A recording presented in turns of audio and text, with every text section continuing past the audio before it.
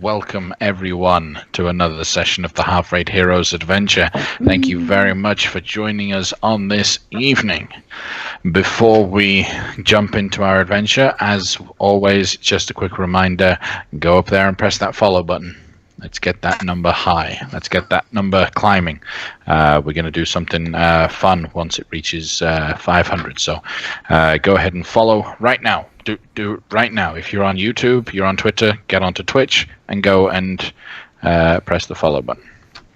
All right. Well, let's jump into our situation. So our heroes are currently situated in the Feywild. It's a fun little place, a little wild and full of Fey, and they're being chased by a tree. Not just any tree, a really, really bad tree. The really bad tree has been causing some decay and deformation of both the material plane and the Feywild, and it's harming the ecosystem. It is ruining the world, and so Taslin's ex, Raziel, has taken it upon herself to defeat this tree. Unfortunately, the only way to do that is to get it to a very specific location on the Feywild, and our heroes are headed there right now. So, using the vampire that is currently staked inside of a coffin that you're carrying as bait, and knowing that there is a large Gultius tree that is clawing and dragging its way towards you all, you have the assistance of Raziel, Taslin's Eladrin ex, and 3 Tabaxi hunters, the Hunters 3, and their eccentricities. You're chasing towards, I think we said you've still got another day and a half of marching. Well, might not be your marching, but it would definitely be the tree's slow pace, sluggishly moving through the ground. We ended last session with you guys having killed a dire troll, 2 of them, because the land was cursed. So, what are you doing now? How are you guys doing, and what are you doing? Well, from what I remember, I think Taslin said they should have left us alone. I think that's where we ended it, with that great pun. That's where we're going to end it again. See you guys later. Thanks very much, guys. Good night. And Wampum throws mud at him. There will be no more puns. Taslin's like, prestidigitations to clean it up. Okay. So, everyone gets inspiration. But Taslin, what's everyone doing? So we're at the place we need to be at. We're just waiting on the tree to catch up. No, so you're still kind of heading that way. You've still got plenty of time. You can see that it's moving slowly. At your current pace, it will take another 2 days to get there. Okay. Approximately. Whatever we do, at some point I would like to take a breather, short rest, because I accidentally used up my highest level's spell slot, and I need that for a temple. I think we all could use a nice long breather. We've been running. So we need to take a breather before we take a breather, if I understand it right? Yes. Well, we could take a long breather, but we just wouldn't have the advantages that we normally have. We wouldn't have a building. I do have one last use of my mansion, if need be. How long does that take for you to set up? That takes me 1 minute. I'll hold on to that for, maybe a pseudo-emergency situation. That's what I was thinking, as I do not have the spell materials to cast again after this. Jeez. Kendrill, the big leopard-like tabaxi, will approach you. Would it help if you, if I carried you? Could you rest if you rode my back?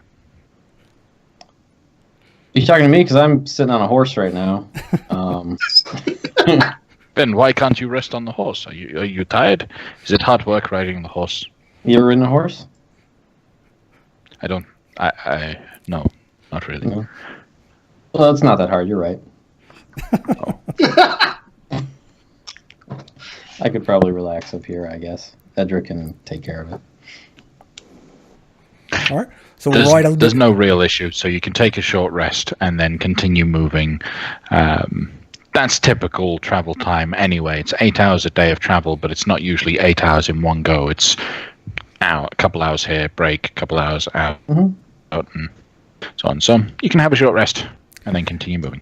Got to stop at all the rest stops and get the collectibles, use the bathrooms. Get the maps. Tchotchkes. So are we doing a short or long? Short for now. Short for now.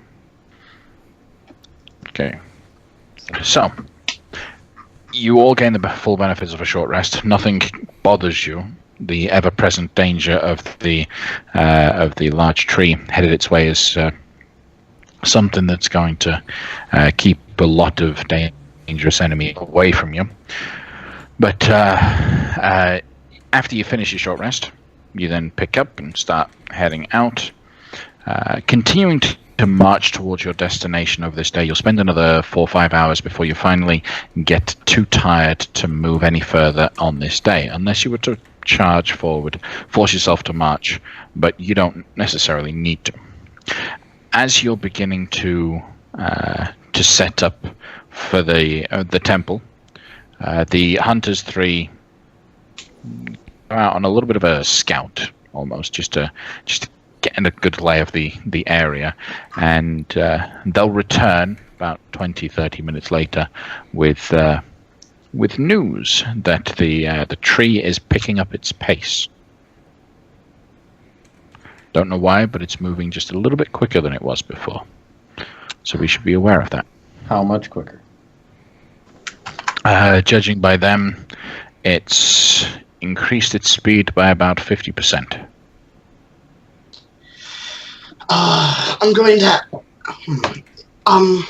Hunters, by any chance, do you know... Have you ever heard of other vampires on the Feywild?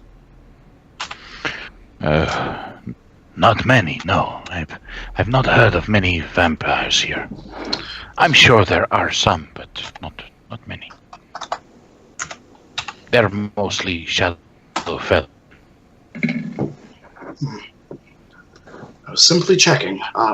If it increased its pace, it's either close to us, it could be gaining power from its material plane version, or perhaps there is a vampire near to its current location.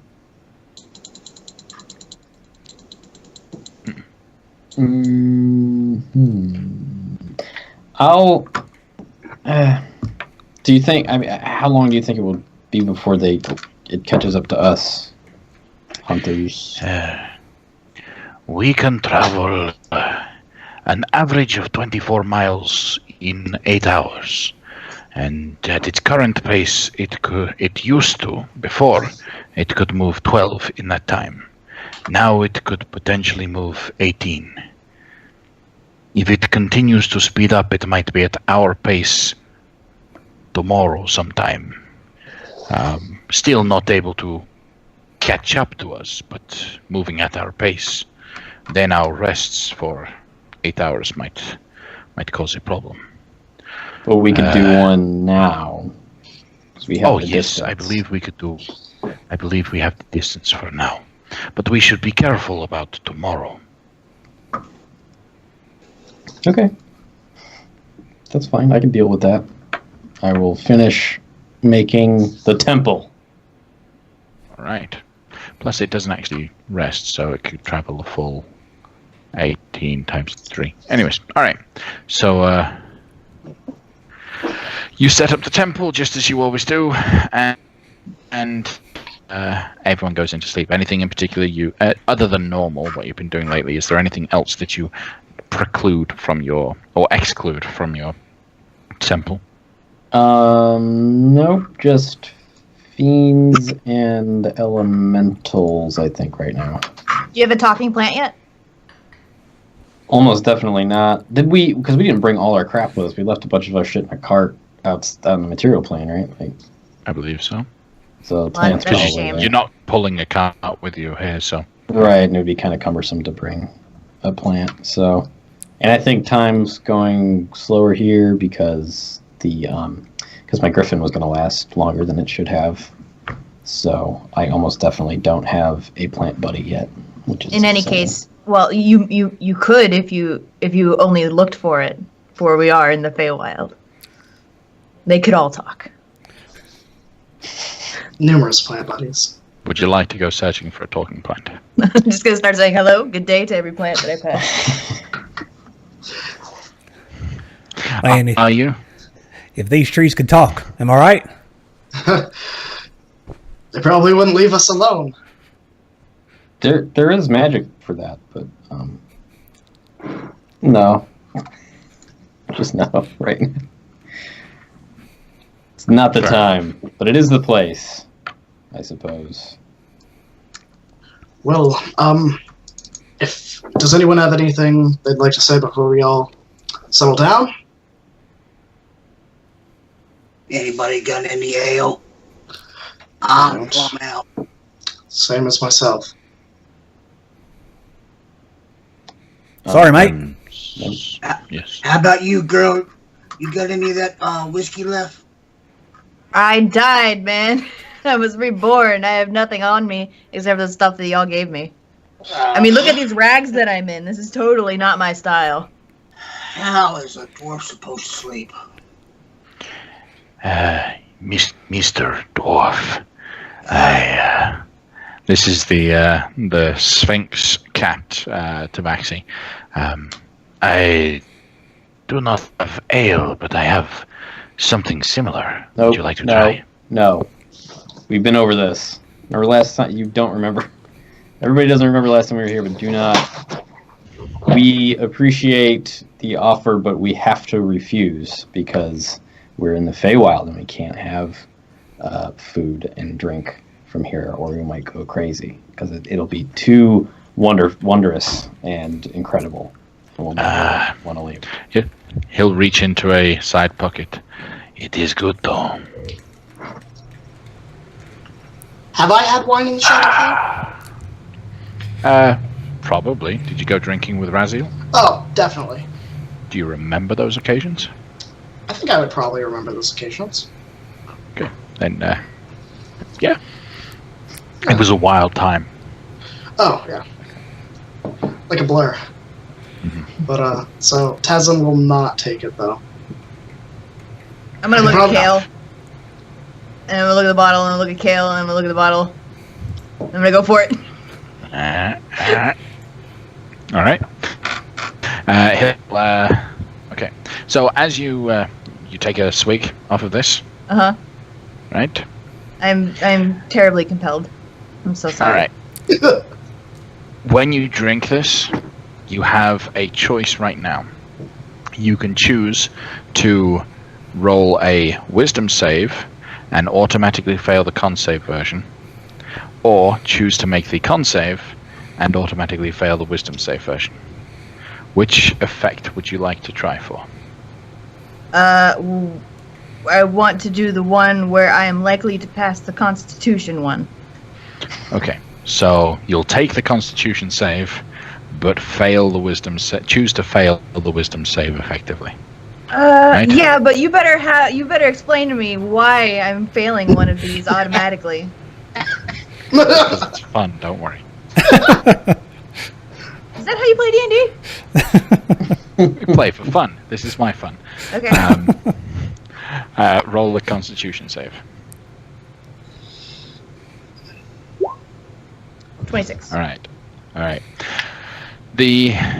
So the ale in here, there is some wine in it that doesn't that your Constitution just solidly takes. No real side effects to the drink. It does get you a little. You can feel that if you were to drink it over and over again, you're going to get a little tipsy, a little buzzy, but nothing more than just a slight buzz with this drink. However, having that said, you do enjoy this drink to some degree, and as part of the wisdom save, you are going to want to find the recipe take it with you and start marketing it outside of the Feywild as special brew. That's completely reasonable to me. So Okay. I will accept this. And right. I will ask, what's his name? What's his name? This one. So Yeah. all right. Let me. This Not the this shadowy was- one. No, this was Killian. Killian. Yes, Killian. Yeah. How did So, you make this? Where did you get this? Uh, What is it made I- out of? So, you take water from a spring that flows. Okay, has to be water from that kind of spring. Once you have that kind of water, you then take it, have it blessed by a priest. Doesn't really matter what kind of priest, but they have to actually be a priest. Okay. Okay? Then once you have it blessed, you must leave it outside in a rainstorm. Okay. Once it's outside in a rainstorm for 7 days, then you add in some other ale, any kind of ale, and let it ferment what's left. After about a week or two, you'll start to have what you need. Is there a place here locally where it rains for a week straight? Normally? You can make it rain. Is that how this one's typically done? I had someone make it rain. Oh, did you actually make this? Or did someone else make it? I brewed this one, yes. Okay, alright, good. Just want to make sure that you know what you're talking about here. You don't want to, go through all this for nothing. Okay, great. Alright. Okay. Thanks. All right. So, anything else you guys are doing this evening?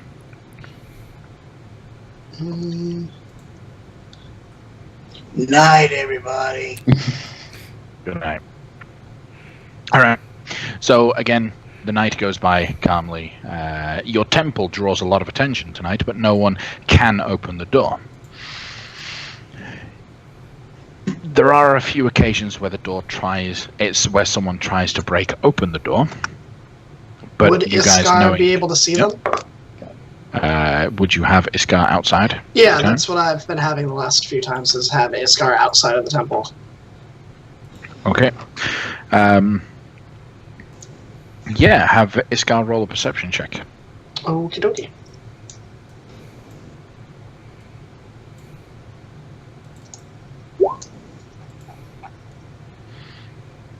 What's the result there? And 18? 18. Okay. So as Iskar's doing a little bit of a round, he notices that there is a pack of centaur in the area. And they run up, investigate the building a little bit, and then just start trying to break open the door. These centaurs, as you would know as a centaur is, human upper half, equine? Yeah, equine, lower half.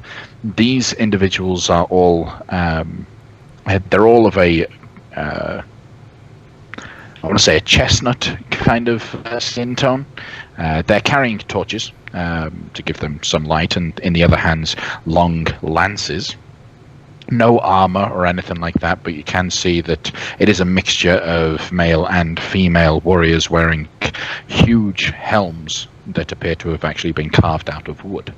As they're placed on the head, and they're just kind of bashing at the door with their long lances. Iskar will meow at them? As loud as a cat can meow, I guess? Okay. Now Iskar Iskar cannot fly, right? No, Iskar's a cat right now. Iskar is a cat. Okay. What's Iskar's speed? Iskar's speed, I think I have it still on the Raven, but it should be like 30 feet. As a 30 cat. feet. Okay. Just double check these guys. I believe centaurs are a little bit quicker in terms of their speed. Because if they can, we're going to have a nice little chase scene for a moment between centaur and cat. Yep, base walking speed is 40 feet, so they're just a little bit quicker than the cat. So they are going to start, at least two of them break off from the group and start chasing after the cat with the intent to skewer it. What does the cat do? Oh, as soon as that happens, poof, back into its little plane. Okay. Because Taz won't be like, bah. All right. So you lose sight of what is there, and then the banging still continues. It'll last for about an hour unless you open the door and An hour? Okay. Yep, they want to get inside. I mean, all right. I imagine that would wake people up. Can we call out to them from the door? Of course you can. Yeah. You can. But they're not giving up. Oh, well, they're not gonna get in, so. But Tazlin will call out, "No one's home." What's out there? Centaurs. Okay. A lot of them. Roll a deception check, Taslin. Okay.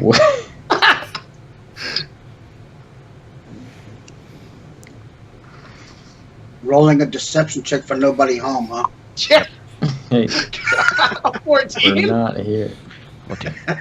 You'll hear said in Sylvan. You speak Sylvan, right?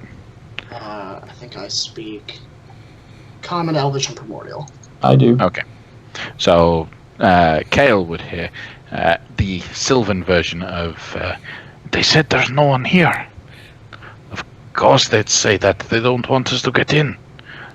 There's going to be someone here. But seriously,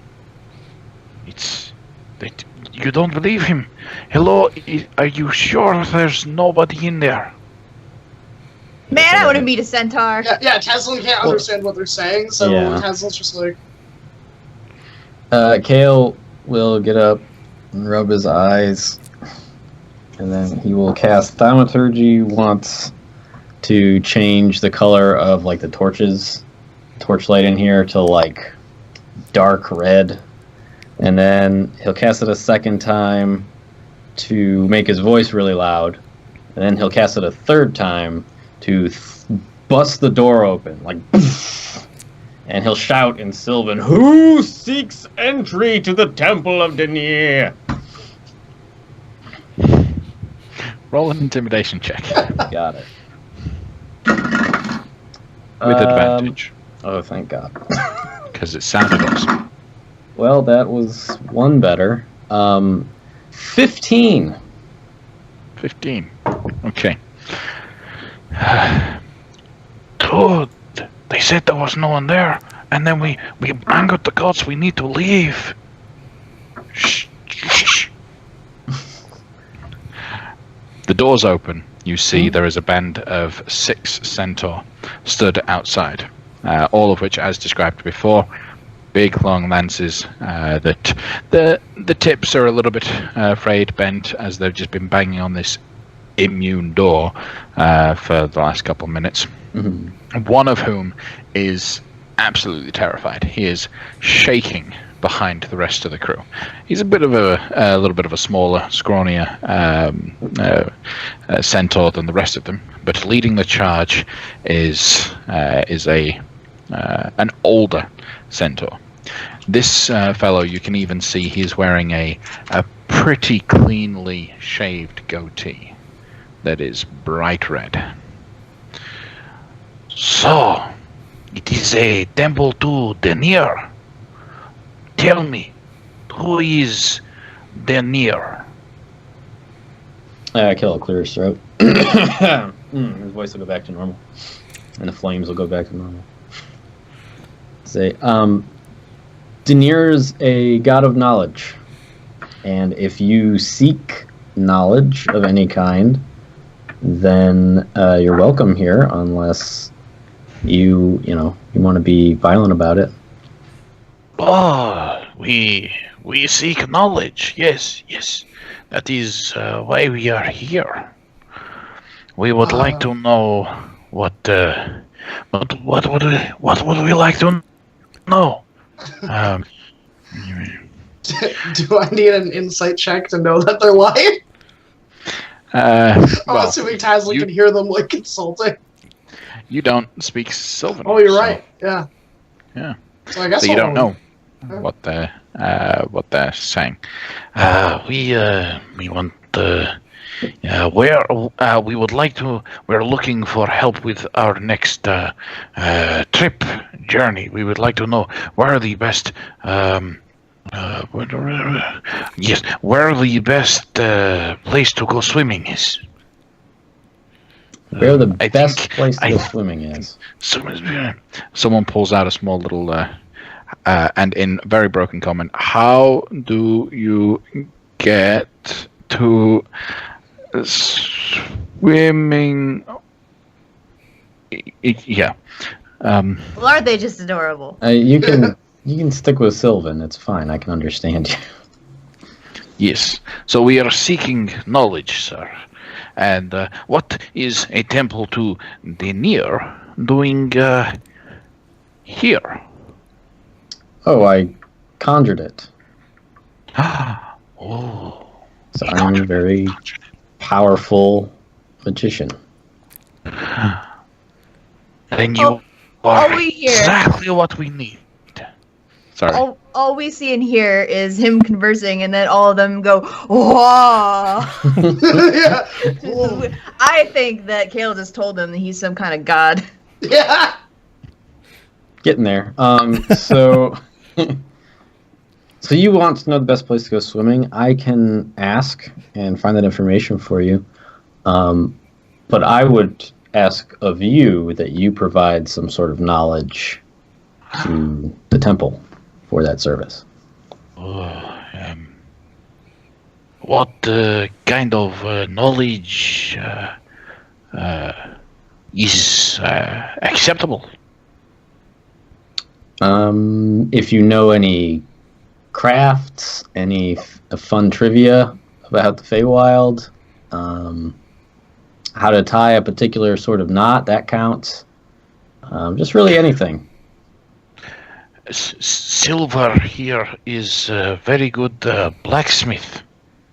Best sure there we have in whole village. Okay. Great. Do Silver, do you have any examples of your work, maybe, that we could keep at the temple to examine and learn from? Or do you have instruction manual or something? Or scroll with schematics? Something like that? Roll a persuasion check. Sure. Yeah, that was good. 22. 22. Okay. Silver, who is next to the lead individual. Silver is actually a female centaur. I can show you my work, and she'll lift a leg and show you her horseshoe. So you can see the fine little horseshoe that she's created there. I was so hoping that was going to happen. I was managing my expectations, though. Yeah. I will. Not just that though. One of the best thing. Well, we as centaurs, we find we like the company of other animals from time to time, but they get tired and they can't keep up, or they need to rest and all that. So what I have been working on, I have schematics for, which, if you are a house of knowledge, maybe you can help me finish it. Great. I am working on a bracelet that can be placed around a creature that will allow me to kind of store the creature in a bag or a pocket, in a box that I can take wherever I need to go, and it be okay for the creature, because sometimes we go places the creatures can't go. I've never heard of such an object. The closest thing I've ever heard of would be what's referred to where we're from as a bag of tricks. Where it contains a certain amount of creatures inside it already, but I don't know about stuffing more into it. A bag of tricks. Mm-hmm.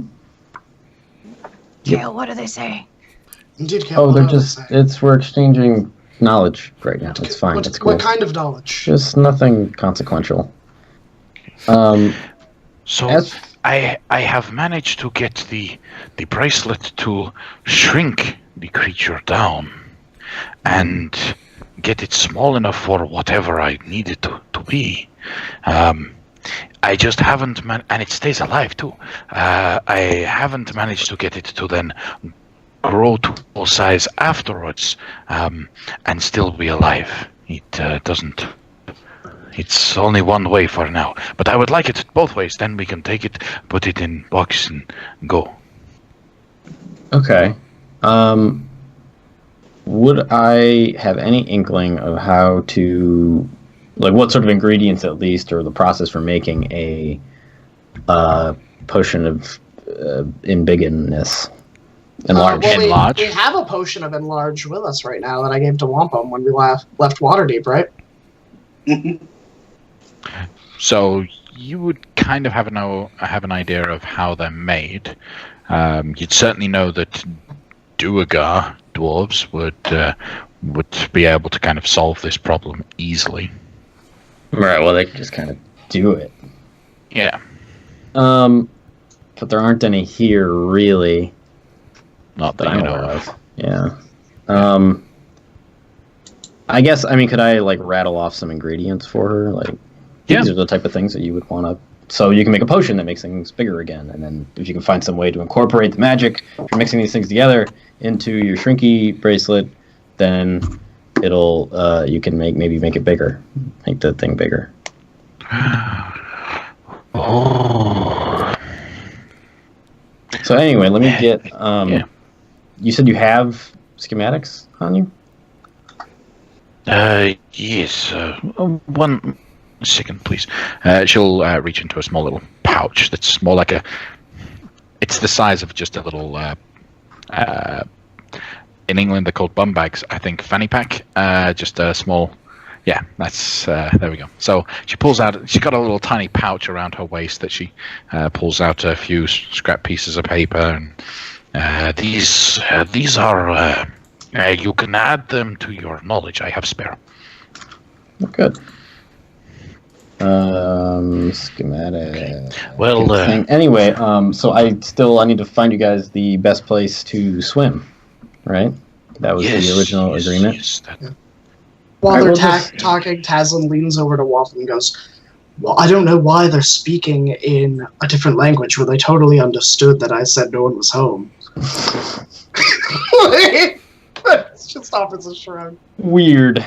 But, I'll turn back to everybody else and say, yeah, they were knowledge seekers. They were kind of going about it in a not so gentle way, but they seem like they're on the up and up. I'm just going to take a minute here to get an answer for a question for them. Nobody try and kill each other. And then I'll look back to the centaurs and say that to Sylvan, like, nobody try and kill each other. we can't try, but can we succeed? You I'm kidding. definitely can't. Taslim resummons his Oh. star. Like, Anyway, I'll take a minute to, just 1 minute, because I'm not doing it as a ritual, to cast Commune. Fair enough. I'm gonna go fraternize with the little one in the background. Like, everything's going on up front. This is just going on in the background. Okay. Like, maybe you could get, what's-her-face to translate for you. Just We'll thought. see how far Oh, we yeah. can get without translation. yeah. All right. All right. So you, the little one is the one that understood. They said no one's home. Anyways, what are the questions that you have? Oh, me? My question for Commune? Yeah. Cast Commune, and I just ask, well, I guess, shit, not Commune. Divination is what I wanted. So that's one action. Actually, I could just do Right. that. All right. Yeah, so just as an action, I'll pull out a stick of incense, and then I'll shoot a firebolt at it, and it'll, like, just burn through the whole thing. And in my head, I ask, where is the best concerning the specific event of these centaurs going and looking for the best place to go swimming?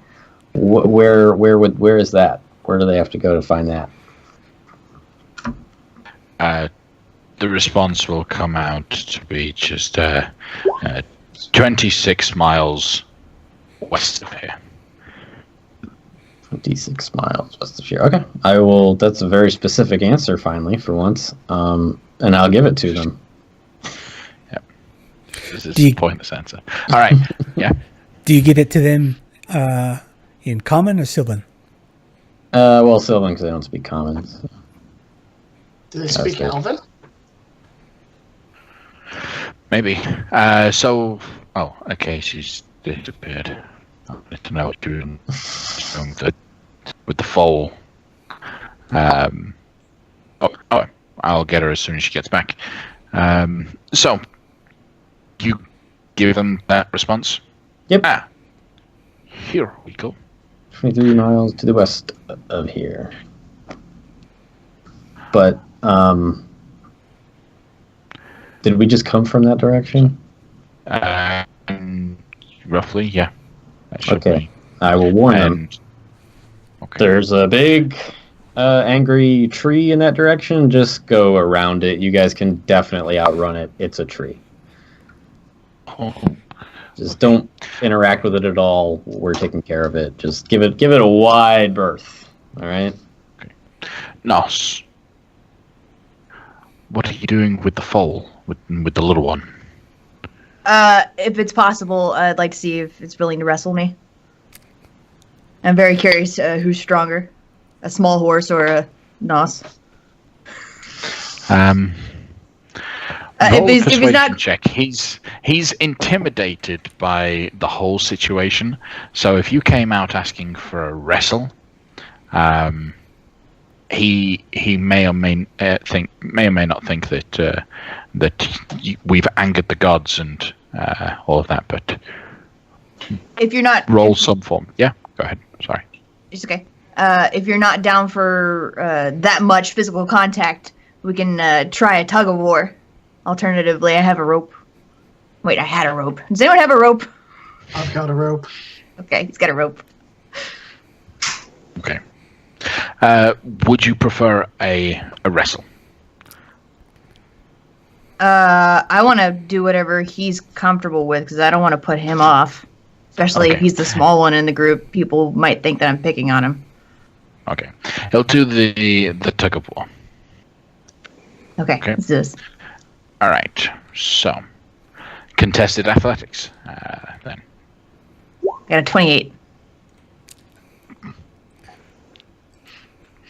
Okay. There's not even any chance he can succeed, but let's see how badly he actually does. Can I? If he's doing so badly that I start taking pity on him, I think I'm going to give him the match. Okay. You rolled a natural 20. Oh, he did a good. Still only a 23 out of your 28. So it's a good pull, and it's a tense one, but you are slowly winning. Okay, I will take the win then, so as not to devalidate how hard he just tried. Yeah. Yep. So as you're pulling, his feet are digging further into the ground, digging 4 little trenches. And this is just happening casually in the background as Kale is doing his incenses and stuff. Yep. All right. So going back to the lead one. You are a great wizard, full of great knowledge.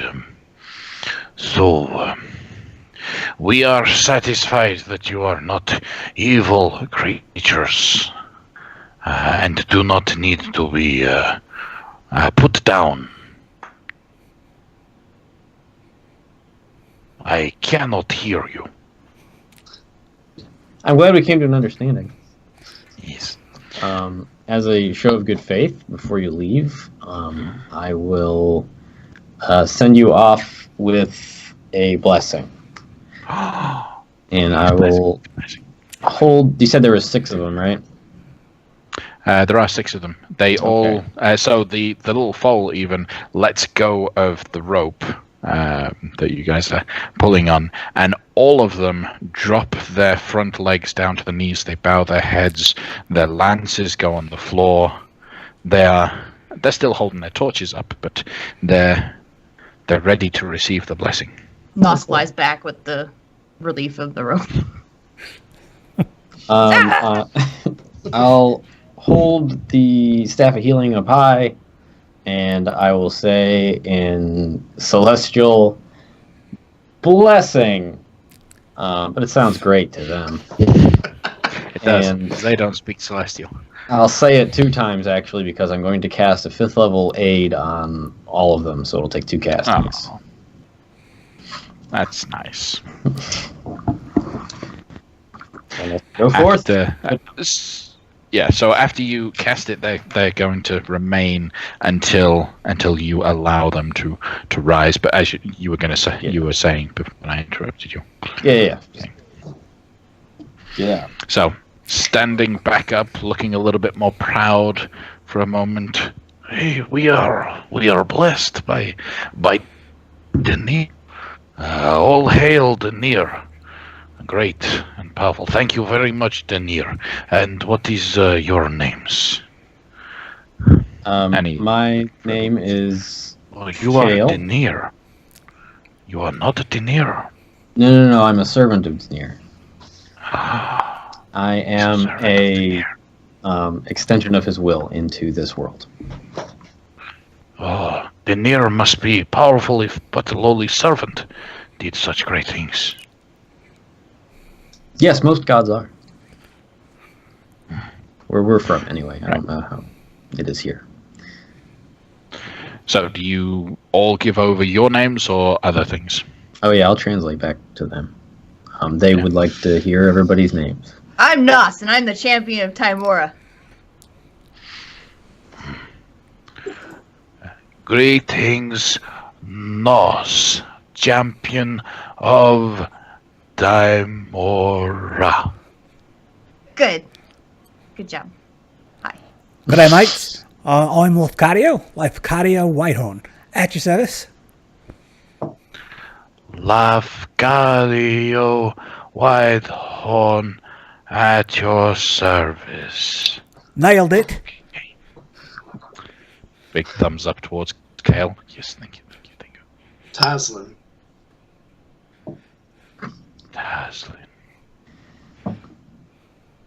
Wampum will slowly get up from where he's been sitting. Wampum Thunderbelly, nice to meet you. Wampum Thunderbelly, nice to meet you. Thank you, O great servant of Dinir, for introducing us to great heroes. We will be on our way, and look out for this tree. Does the tree have a name? Nope. Oh, okay. It's a tree. Would it be a bad idea for us to talk to the tree? Yes, absolutely. Don't go near the tree. Okay, don't go near the tree. Thank you. And they'll scurry off. They'll canter off, more like. They disappear. All right. Great. So, that as they run off into the distance, charging off, they look very proud. You've blessed them. They're as they run off. The younger one that Nos had played with really looks quite excited now and charging off everyone. Okay. So you can go back to your rest, should you wish. Unless there's anything else you want to do. Yep. Yeah. Tazim will drape Iskar, he'll wait for Nos to go to bed, and he's just going to drop Iskar right on top of her, and just, wander off to go to meditate. I accept. I accept. Okay. So the rest of the night goes by. You all wake up bright and early in the morning. As you get up, take a stock of the situation. The hunters 3 immediately go out and do a little bit of a scout anyway, just to be safe. Gentlemen, The tree is about 3 miles behind us. We should probably go now. Okay. I'm ready. I'm ready. Here we go. Come on, Hamilton Diaz, just trotting away. How much further is it, do you reckon? I can't recall how far we've traveled and how far we still have to go. For the position that you mentioned we needed to go to today, we should get there today.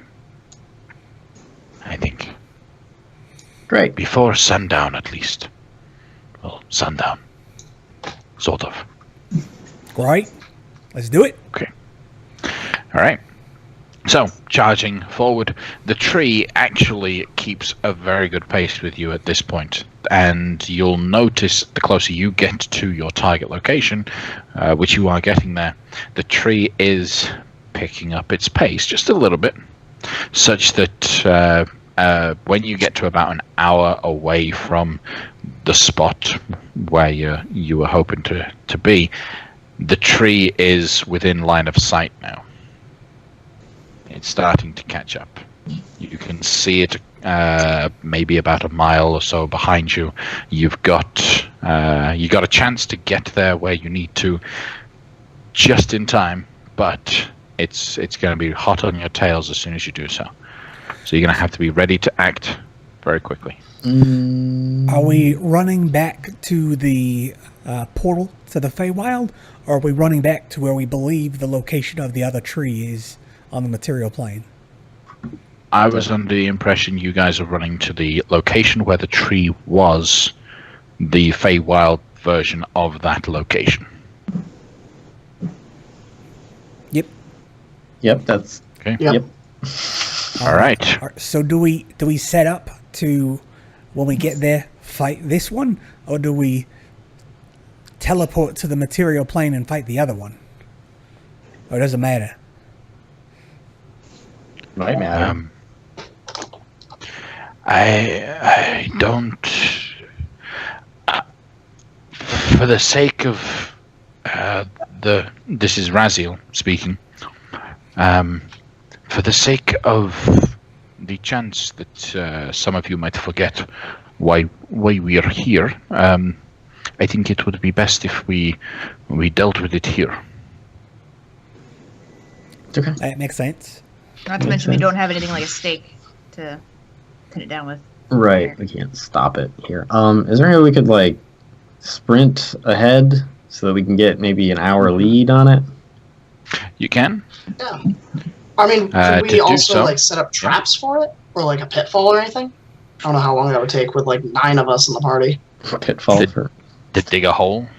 Well, maybe not dig a Yeah. hole, but like maybe like dig a trench so it kind of gets impaired, so we have like a little bit less of it crawling towards us. It might get stuck a little bit. It's possible if you would like to try it. You're welcome to try it, I but think... you risk failure and Right. getting caught. And it seems like the amount of time it would take to dig a trench wouldn't be like a net gain of time, probably. Yeah. So let's just, if everyone else is down, let's just like sprint a little bit until we get to the place, and then that way I'll have an hour to do something. Okay. So, what I need to know, as you guys are actively sprinting along this way, similar to how taking a little bit out of the chase rules from the DMG, what is everyone's constitution modifier? Can I get those? I have a +3. So, Taslin for 3. Okay. Lafcadio 2. Ale +0. 0. Wampum 5. 5. And Nos, what's your con mod? 4. Okay. All right. So with this, Wampum is obviously going to be able to keep sprinting the longest and get the furthest ahead out of your little group. Then Nos, then Taslin, Lafcadio, and then Kale. So Kale, to keep pace with the group, And to keep with everyone, you're going to have to roll the first Constitution saving throw. I am riding a horse with horseshoes of a zephyr on. True, you are. So the horse is fine. All right. I forgot. Yeah, the horse's Constitution modifier. I have her in my sheet because you can add creatures. Edra, the draft horse. Her con mod is +1. Okay. All right. So have the horse roll a Constitution modifier. It's slightly Sorry, better. not modifier. Sorry, Constitution saving throw. Yeah. I rolled a 1. Can I have inspiration, right?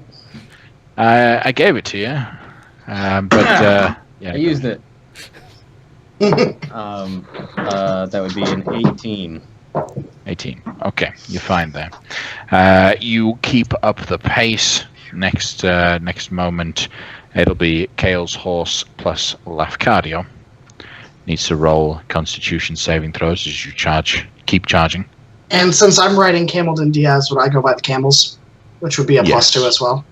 Yeah. All right. So have that one go as well. Okay. I got a 20. I have a 16 +2. I rolled Okay. a 1 again. A 1 again. All right. Cool. Then after that moment, we move to now. Well, we've already got Taslin, so Nos, Taslin's camel, Lafcadio, and Edra. Con saves, please. 17 +2. Not using that anymore. 18. 18. 19 for me. 24. 12. But Well. could I after the first one, which I already failed, could I have cast a cheeky little enhance ability on Edra? Yeah. Cool. I'm gonna say I got okay. So advantage, and it's a 3. Cool. So this one would be 12 total because I rolled a 10 before. Okay. Fair enough. So, all in all, as you guys charge forward, the only person to really stumble and struggle is Edra at first. No one else, and even Edra does better the following time, is sufficient to be capable of keeping the pace forward. Edra will end that with 1 level of exhaustion. That's it. Okay. Okay. Shouldn't really come into play as far as I understand or assume. I don't think your horse is going to be making too many ability checks. All right. So, as you guys get to the site, I'm going to the battle map on Roll20, because there are things to explain and describe thematically. Please ignore the jaggedness of the map on the map. Maybe it doesn't fit right, but it works. So, you guys come charging from one direction, from the side. You can, once you get to the spot that you left, you see another tree. You see the material plane version of the tree. It's still somewhat real looking because it's still on the material plane, but you can see that it's still stuck in place. Radiating from its position, the air seems to just, it seems distorted a little bit, like air above a fire or above great heat, as it just shifts ever so slightly around the area, a little bit of shimmer, and then outside that area, everything is as normal as you. So, to describe the map that you have, the area inside the red square is the material plane version of the tree. Is the yellow square. You see the yellow square, right? Yep. Yes, we see the yellow. Yeah, okay, good. Just making sure we can see it. The yellow square represents the area that is shimmering a little bit. Okay? Got it. Can we? Tree is hot on your tail. Yeah. We're getting a lot of broken audio from you, DM. Okay. would it be all right if maybe we paused for a sec and you did a hard reset on your modem? Yep. All right. See you all in 2 minutes or so. Okay. We'll stall and plan our plan for the fight. So the shimmery bits. Yep. That seems relevant information. Yeah. It doesn't seem like I flavor think- information. Yeah. Maybe we have to have the Feywild Blight Tree in the same area when we kill it or to damage it. Yeah, that's probably some kind of square where they both need to be, and as long as they're within that area, it's fine or something. Yep. So where is the other tree at now? Probably coming from behind us, which would be the west. Yes. That would make sense. And hopefully it is an hour behind us, because that's what I wanted. So I can do two things. I can do one of two things. I can either do I can make a temple near here, or I could do a hero's feast, which is like we're immune to a bunch of crap, and we get health. Max health goes up, and I think the Hero's Feast is going to be the better of the two options.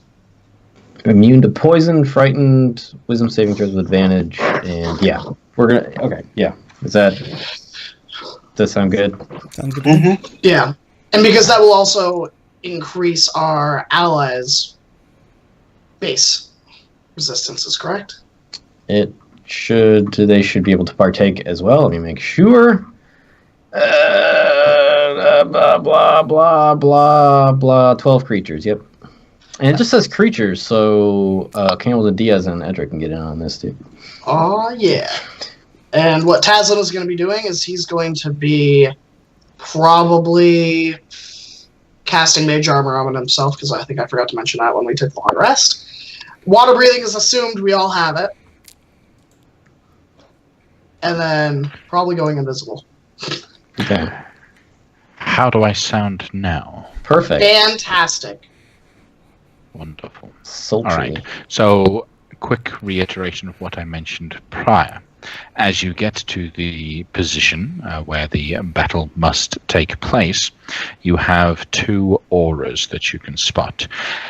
The actual tree on the material plane is somewhat visible, almost. It seems to still be feeding off of that stake that was given to it. It is pulsing somewhat, and the pulsating nature of it causes the whole air in the area to shimmer and shake like hot air over a road or above a fire. They're all playing around. All right. So, as you can see on the battle map, the red square is the actual location of the material plane version of the tree, which is stuck in place. The yellow square is all that shimmering air. As you guys approach, the tree is not far behind. We got... Okay. How much time do we got? Yeah, You've got 5 minutes to prepare. Shit. Oh, okay, so it's gotten much faster. So we Been did that. out on your trail. We did that sprint to try to get an hour Yeah. ahead. Yeah. Did that work? Oh, Yeah, that was to try and sprint get as an well. hour ahead? Yeah, that's why Yeah, we were that was the sprinting. idea, yeah. Right. My intention was you were sprinting so you wouldn't get caught. Fair enough. Misunderstanding on my part, then you have an hour. You've got an hour. Well, I was going to say the tree's moving however fast the tree's moving, man. Like, it's... Yeah. I mean, it's been picking up the pace the quicker it gets to you, but fair enough. You sprinted ahead, maybe the distance caused it to slow down a little bit, and then it'll pick up later. You've got an hour. All right, with our hour, just Water reiterate breathing the on everybody from my end. Mm-hmm. Mage Armor on myself, and then using the Ring of Invisibility. And That'll- 4th level aid on Tazlin, myself, and Edra. And I will start... I'll find a clear spot outside of any weird auras, and I will tell everybody to gather around. Well, maybe not right away. Let me make sure this doesn't take super long. It takes 10 minutes. I'll say, everybody, give me 10 minutes, real quick. Well, shit, it takes an hour to consume. Whatever. I'm gonna set up a hero's feast. All right. So how much is aid increasing it by? 15. I get 15 health from that. And so I pull out this bowl. It's just that fancy bowl I had made in Neverwinter a long time ago for seemingly no reason. I get that gem encrusted bowl out and I set it down, and it just, I don't know, after a couple minutes, it just explodes into a feast for everybody, and the horses, the horse and the camel, because it can be 12 people. It can be 12 creatures, which includes horses and camels. So everybody can eat up, and we're gonna get temp HP. You can have a nice little picnic. It's not temp HP, sorry. Everybody's max hit points will increase by 8. Okay. And current as well, right? Correct, yes. Current goes up as well. Yep. And also, all that other stuff. So advantage on wisdom saves, flat, or just wisdom saves against charm effects? No, just all wisdom saves, right? And everybody who has an illness or a disease is cured of that disease. You're immune to poison, and you're immune to being frightened. Got all that? Everybody gonna remember every single thing that I just said? Good. Eat up. Shovel it in there. It'll take if I remember correctly, the Hero's Feast will take an hour to consume. Yeah. Yep. Okay. And while Wampum is eating his feast, he's going to be walking the perimeter and observing the tree, and he is going to use Know Your Enemy. So he's going to look over him, and I can learn his strength score, dex score, con score, armor class, current HP, and total levels. Okay. Do you get everything, or your choice of 3?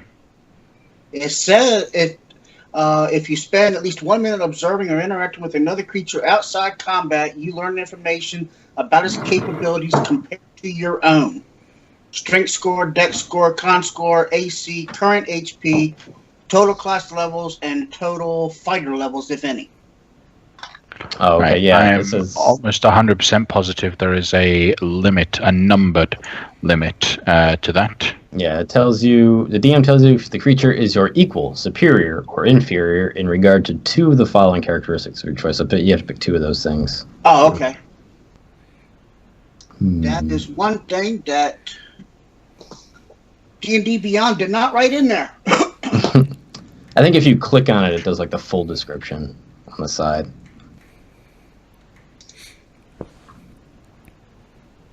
Gotcha. So I am going to use... I want to know the armor class and current hit points. Okay. You get to know if the creature is equal, superior, or inferior in regards to armor class and hit points? Correct. Okay, so how many... what is your armor class? 23. 23, okay. It is your inferior. Okay. It is inferior to you in regards to the armor class. Okay. And hit points, what is your amount of hit points? 173 total hit point, but then with the feast, it just increased to 182. Okay. It is superior to you in hit points. Okay. Okay. So it's got less AC, but it's got higher hit points. So, Kaya, what is it that we're eating here? What is it? I mean, it tastes what great. kind of a feast? It is a feast for heroes. So it's not made of heroes. I guess that's a good thing. Correct. It's made of magic. I conjured it from beyond. While we're eating, is there any place we can put this vampire's coffin so that the tree does not get it while we are fighting it? I'd say put it on the opposite side of the of his brother tree. It's like right there. Wherever you're pointing, yes. I'm sure. Yeah, Yeah. he's like pointing right where I'm hanging on the map. Somewhere in that general area over there. Does this feast have ale? Absolutely, it does. Yay! Literally anything that you want, it'll just like appear in front of you, and you just have it. Okay. If it does have ale, it's ale that can't get you drunk, though, because you'd be cured of any diseases or Right. poisons, correct? Yes. Yeah. So you can't get drunk off of it. You also can't get food poisoning, though. So if you ever wanted to try some raw meat or something, you know. Some steak tartare. Yeah, I do. whatever. All right, so is it... Your smart folks seem to want to have the vampire far away from this tree. Would something bad happen if it got a hold of this vampire? Raziel will mention it might be able to feed off of it. But we also need it to stay in place, do we not? Would it become substantially more powerful the more it feasted upon this vampire? Potentially. Perhaps we could just like give it an ear or something. Keep the rest of it away. Well, As I'm it's eating just- a chicken wing, I bat a pixie away instead of a dragonfly or anything. if it's busy, I mean, if it's predisposed with the act of feasting, then I suppose we could. It would be easier for us to assault it if its attention is divided. So you mean we should let it have it, vampire? If some blood on a stake will do the other tree just fine for days, we don't have to give it the whole thing. That's true. Well, okay, what if... All right, I'm going to make... So I use my Mask of Many Faces to make myself look like a dead vampire. So what if we just put it right behind me so it looks like I'm a vampire and the direction is me so that it tries to feed on me? That way, best of both worlds, it's in one spot. I think if you're standing right in front of it, this is a giant tree. It'll grab both of you in probably one bite. And If also, the coffin right behind you. it's probably not as reliant on sight as we are. Perhaps if we were to all smell like vampires and stand far away from each other, it would be driven to the nearest one, and then we move away from it so it heads towards the next one of us. And so on. I think Nos had a very sound plan, and we're overcomplicating it by a lot. We could just cut a piece off and just leave it out. There you go. And then we could close the coffin up again. Yeah. And we're leaving the closed coffin over there, is that right? Yeah, just somewhere else. And if it's locked up in the coffin, it'll be harder for it to eat it. So, because it's a big metal thing with chains over it and stuff. So, Worst case scenario, if it looks like everything's going to shit, maybe we can get one of the tabaxi to take the coffin away. Yep. They're quick. And I think we want to be putting this piece of this said vampire inside that shiny area. yeah, right in the middle if we can, I suppose, right? All right. Well, I'll go into that coffin. I'll tear off a piece of vampire. Since I look like the vampire, I'm also going to put all sorts of blood around me to really sell it. Yeah, you really don't need to do that. Does your disguised self give you the stake in the chest as well? Yeah, why not? I mean, Okay. if you permit it, I'll put it there. I would permit it if I would want to know if you would put it there. Yeah. Okay. Lafcadio, why are you making yourself into a target? You don't have a great track record with things It's like true. that. Well, if we're concerned about it feeding on the vampire, I'd rather it feed on me than the vampire, is all. Well, I don't think it's going to be able to... Well, I mean, it will sense the vampire, but I don't want it to sense you in front of the vampire and then start going for you when it wouldn't have gone for either one of them to begin with. On top of that, say perhaps it does grab you with cardio. You know Do you what? think your 3 friends will stick around once they see their god They know- defeated? They know I'm not their god. You're the closest representation they have. If they watch you die, they may very well just run. It's already done, mate. I've already sprinkled the blood all over me. So Just be careful. Yeah. I know. Let's I get know on what with you're this. saying. As we're talking, he's spurring it on like... I don't know why you guys are trying to talk me out of it. That's you really didn't need to do that, Lopkadia. That's gross. Okay. So what part of the vampire are you chopping off? I was very literal. I took an ear off. Okay. Fair enough. When this vampire wakes up, he's going to be in a bad mood. I'd expect that regardless. Yeah. Why would he wake up? For him to be still present, but with the stake in, means he's not actually dead. He's just paralyzed. Oh, I know. I'm throughout just this saying. whole experience. He's Yeah. not- He was a If he, hero that all tried right. to So you stop take an us. ear. Yeah. Where are you putting the ear? So the ear is going to be right in the middle, and the vampire coffin is going to be hidden away outside here, I guess, somewhere roundabouts Okay.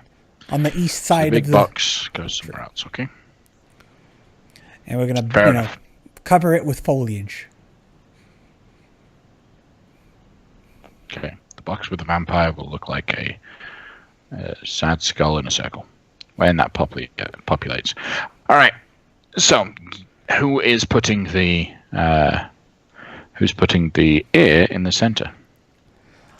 Let me just make sure there's nothing weird going on with this wavy line air stuff, and then you can do whatever you want.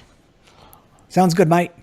Good luck. Can I just like look at it like Tazlin or I could do like Could on we a check or investigate something together? Like, without walking into it? yeah. Well, what kind of checks would you do? What kind of checks would Nos do? Is Nos literally just going to stick a head in it?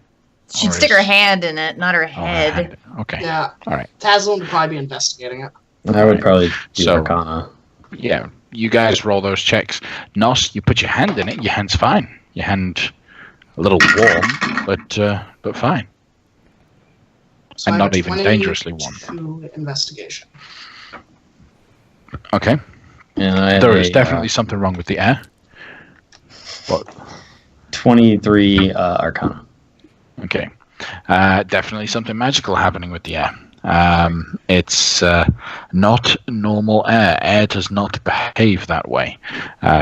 It looks like it's supposed to be just hot air moving, but when you really look at it and you really focus at it, it is not natural. It is not normal. It's clearly magical effect, and it's clearly dangerous. Would What effect it does, your investigation isn't going to be able to find. Would I get the inkling if this was told to me that it just like casting a dispel magic may cancel out the effects, or Very if it's little maybe chance. very little chance? Okay.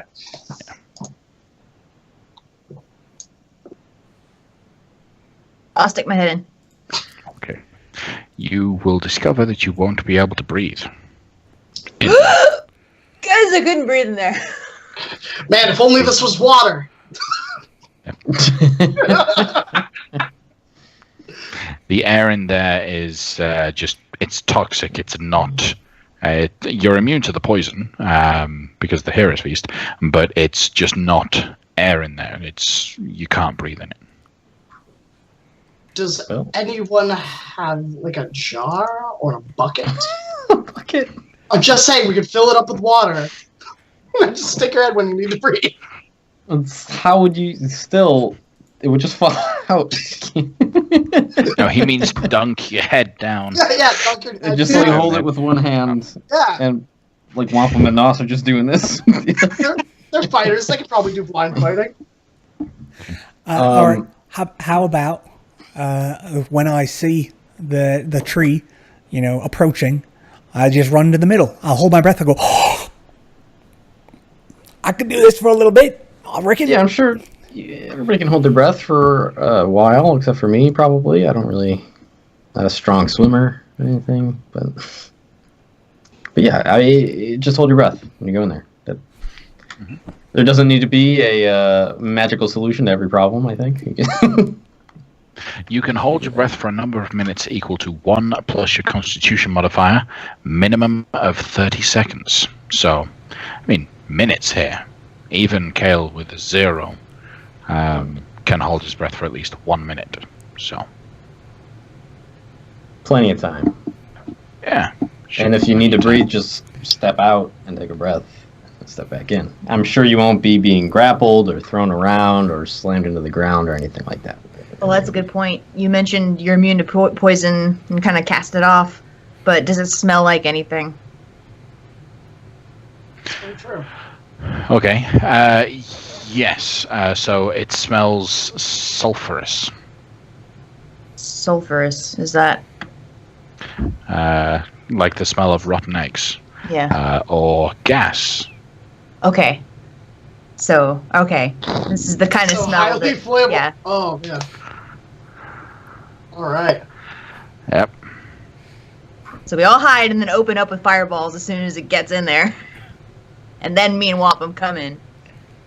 Close it Why up. would it be emanating that sort of gas around itself? Well, we're also in a swamp, and swamps naturally release gases that are held underneath, like the. Sure, but not in the very specific areas like this. I mean, it's definitely magical. I don't know if fire's a good idea. It makes me think it's a bad idea.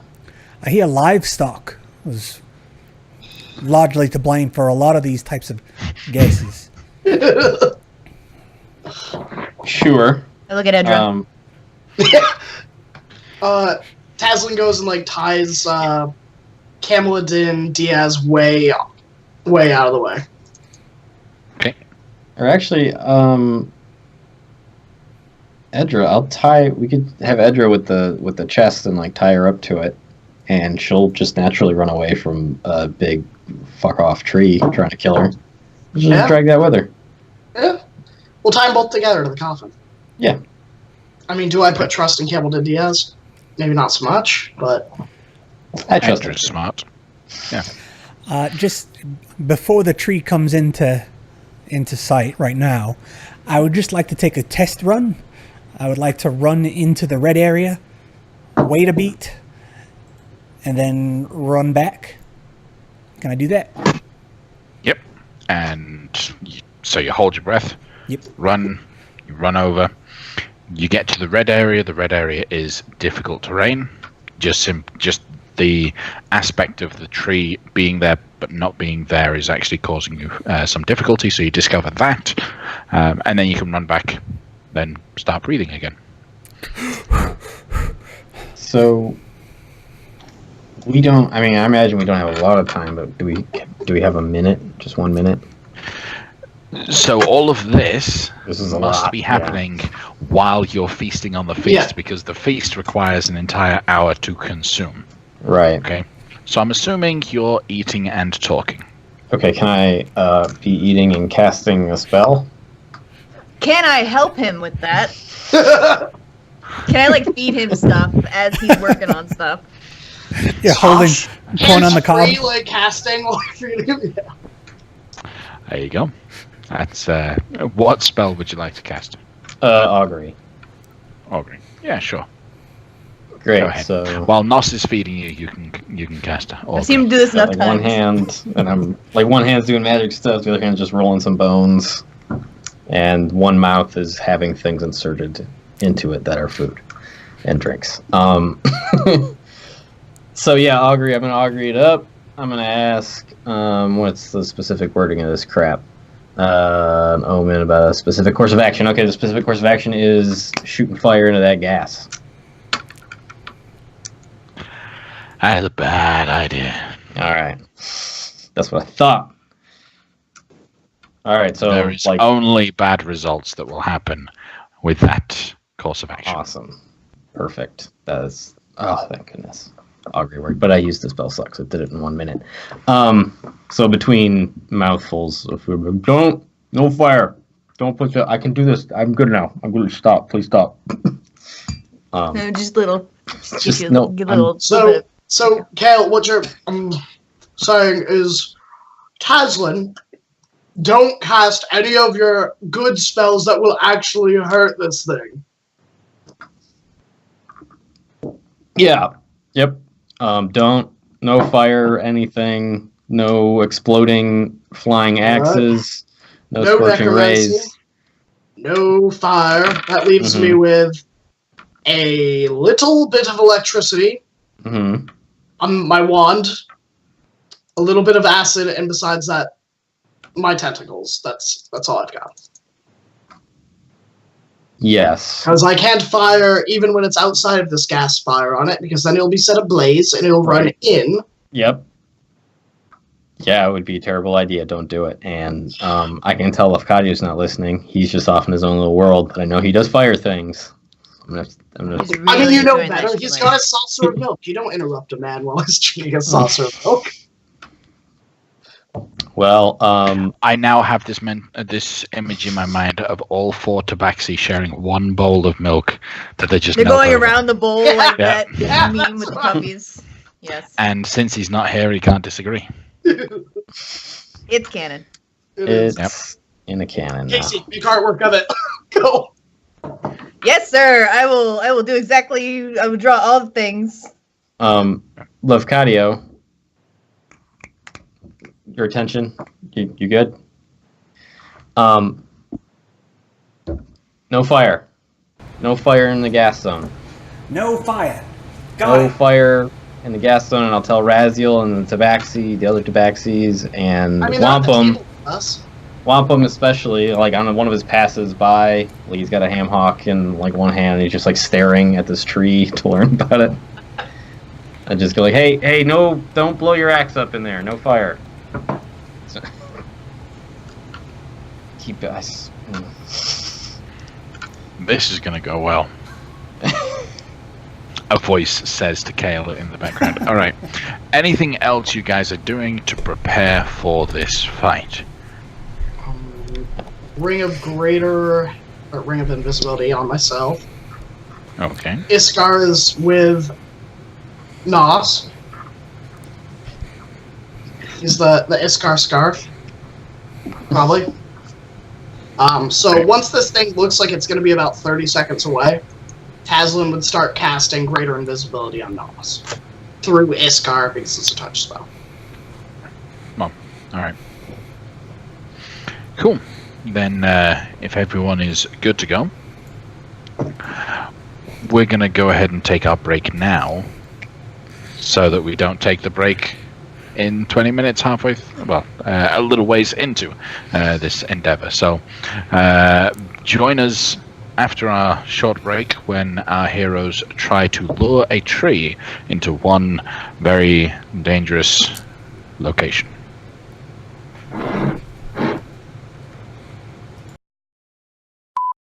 And live? we're back. Okay, very important. We need to give Wampum a moment to show us his alcohol. This stuff Okay. is fantastic. Peaches and cream? Not He's not sponsored. Not sponsored. It's not sponsored. Unless they want us to sponsor them, in which case. they But can talk if you guys like Wampum, you know what to do.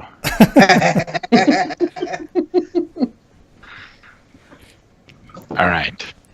Cool. So we are back in the thick of things. So you haven't actually put the ear of the vampire in the middle. Excuse me, in the middle yet. I think I'm going to be holding it, to really sell the idea that the scent is emanating from me. I've got the blood and I've got the ear, and I look like a vampire who's been staked. So I'm as vampire as you can get without, being vampired.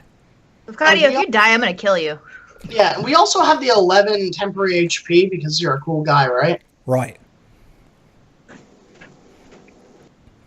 Okay. All right. I plan on not dying. Well, that's what we all Okay. planned, but shit happens. It's Case true. in point. It happens. So Raziel will ask just one last time, just to let us be clear. Could are we waiting until it goes into the middle and then attacking? What are we doing? I think we're under the impression that the more toward our point in that area, it's like the closer it is to there, the more vulnerable to damage, to our damage, it will be. Raziel, aren't you the expert on this? You told us all these things. Yes, I'm checking what we're doing. Perhaps we should line up on the other side. That makes sense. Great And idea. remember, I don't want anyone dying today. That'd be a real hassle for me. Or would it be a hassle for you? Well, it'd be a hassle if you die, Cal. Well, yeah, if I die specifically, but if anybody else dies, it's a hassle for me. I gotta dig out a bunch of diamonds. We think it's coming from directly west, northwest. West-ish. West-ish. It's going to be coming from here. This is where you see it come from. Oh, I can see it in the distance. Trees shuffling back and forth. All right. Yeah, then Okay. I'm quite happy to stand on that side. Kale, are you on your horse? I believe we tied the horses up to the chest to make it go away later. So Okay. So you're normal size, Kale? I am a normal-sized person. Okay. All right. Then as the tree comes into this position, we're going to roll for initiative. Let's roll this one. What the hell, man?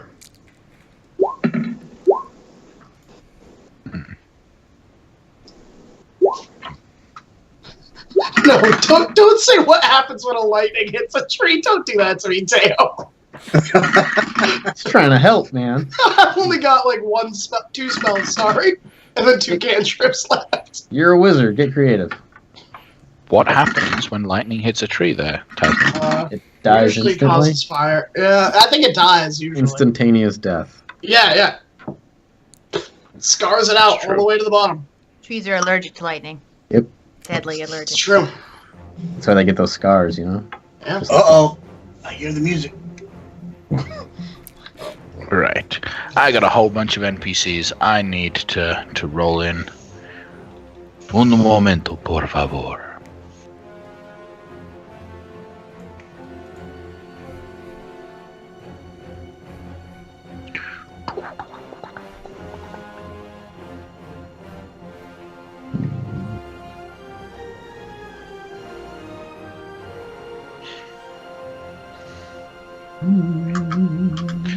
Not a very dexterous tree. That's an 8. Okay. Alright, I've got...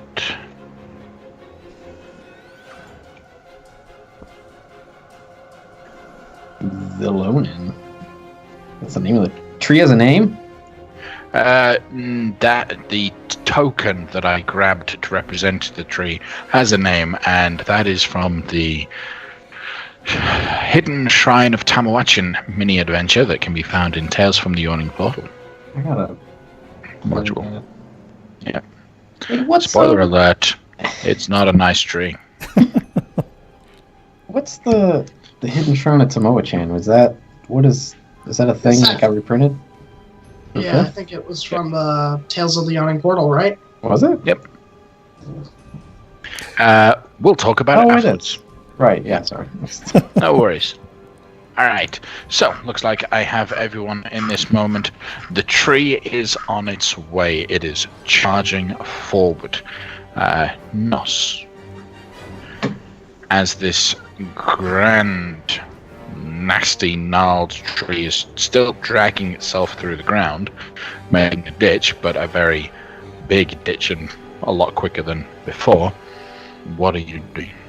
If it took 6 seconds, just give or take, to run, crawl, at the pace that it has been going, considering it is sped up, can I gauge if it would be able to reach us within that hypothetical 6 seconds? Okay.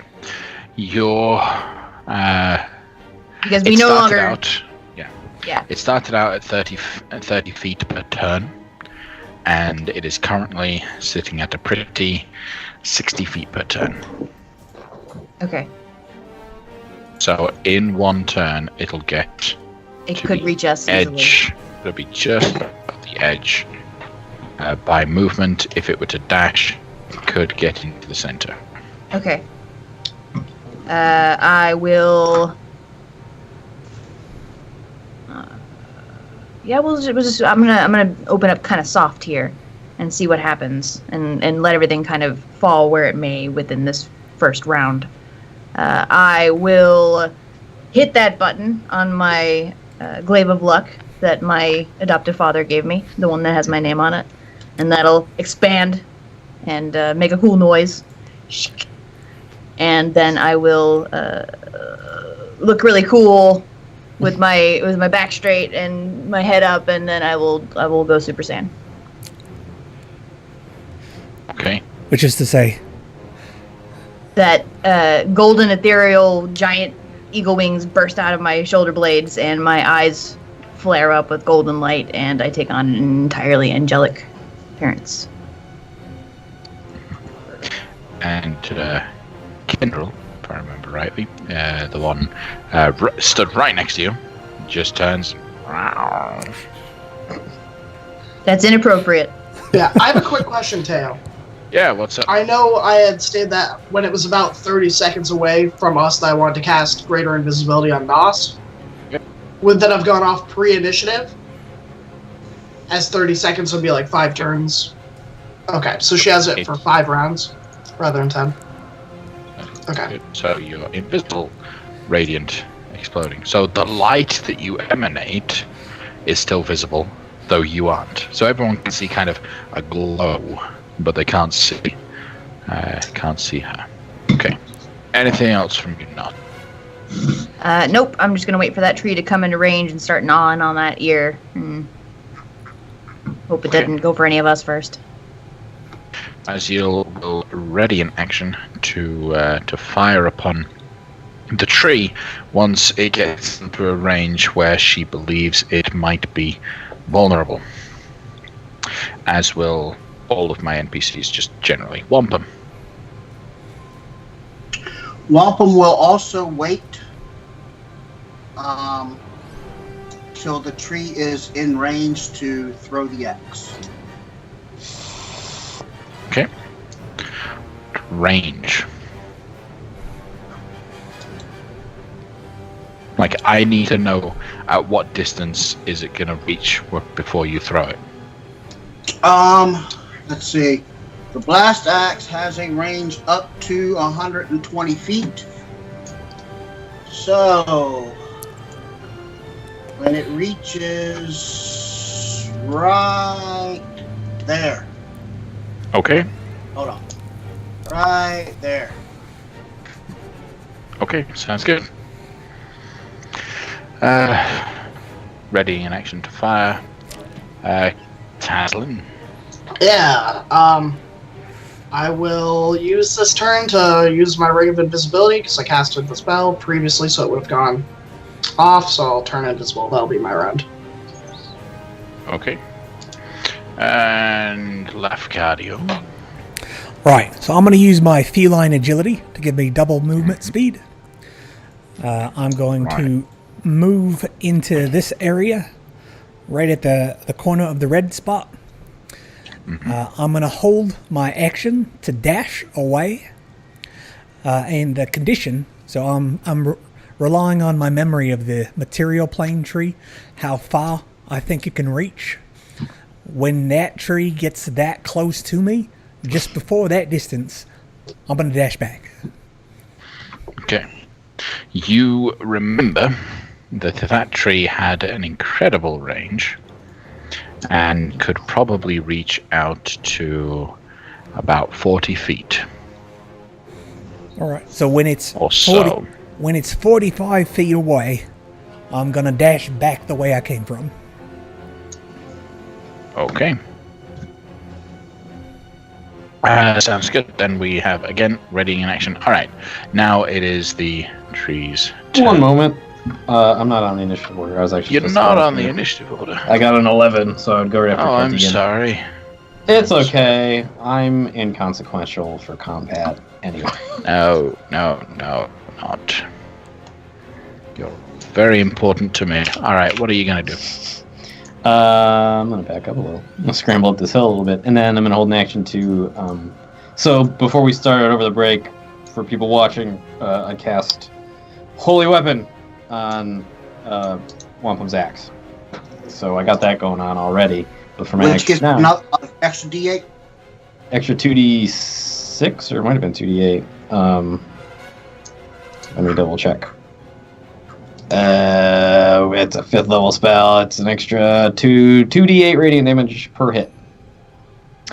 So yeah, he's got that going on. It's glowing with holy radiant energy. I will sit and I will wait. You know, with the holding it like a lance, hold my staff like a lance, ready to shoot a guiding bolt when it gets in the vulnerability area.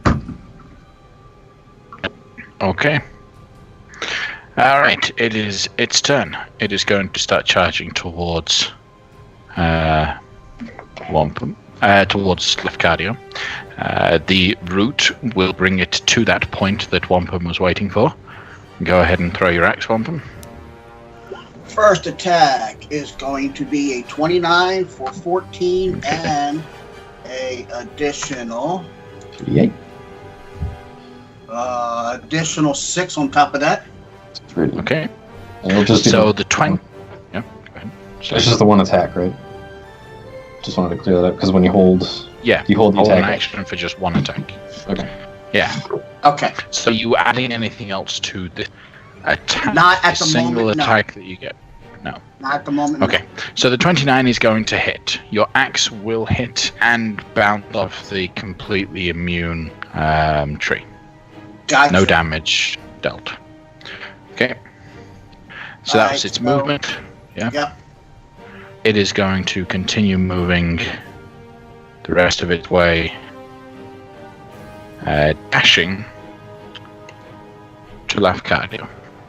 But before it got there, Lafcadio was getting ready to shoot it. I think about here. Would it be 45 feet from you? Seems right. That was Lafcadio's weight. Maybe a little bit closer. Yeah. Well, I'll just run over there. Okay, so that was Lafcadio's ready to action. As everyone fires, all of the other NPCs are going to launch shots.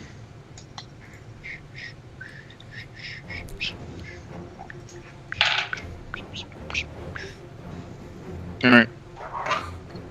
Did it stop right there?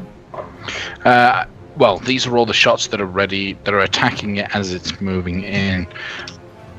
Which these shots are checking the effect of it moving into those areas. So come on, roll that. Okay, so there's only one attack she would make, so 19 would hit.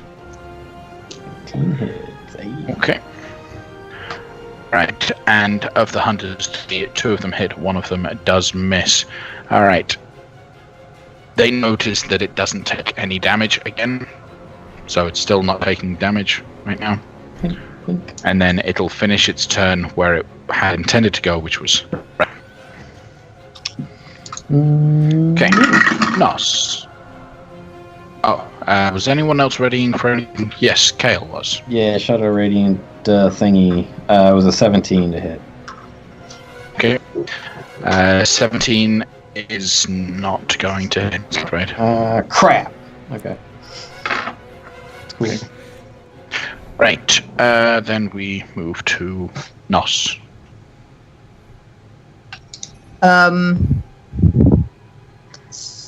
Invisibly. Just a bunch of light. With like a Nos-shaped hole and a halo of light. I will get to... right here. Hold my breath. Get up in there. And then without screaming, just like some steam exiting my nose, I'm gonna rage. Okay. Because I gotta hold my breath. Okay. And then I will begin cutting this thing into splinters. All right. As a 23 to hit. Wait, 29 with being invisible if it doesn't have blind sight or true vision. It doesn't have eyes. You get, yeah, it doesn't have eyes. Are you walking or are you flying? Flying. Okay, it does not sense you. Oh. Okay, so Okay. they learn something about it there. You get advantage with a 29 to hit. Nice. That's 15 slashing. On top of 13 radiant from the Radiant Soul, on top of 7 radiant from Divine Fury. And Okay. then I will strike at it one more time. With a critical 31. That's a 19. Nice. All right, now we're not using the Glaive of Wonder for Correct. this moment. But that is still going to be a nice hit with what? 31 points of damage. 34. 34, yeah. Thanks. Nice. All right.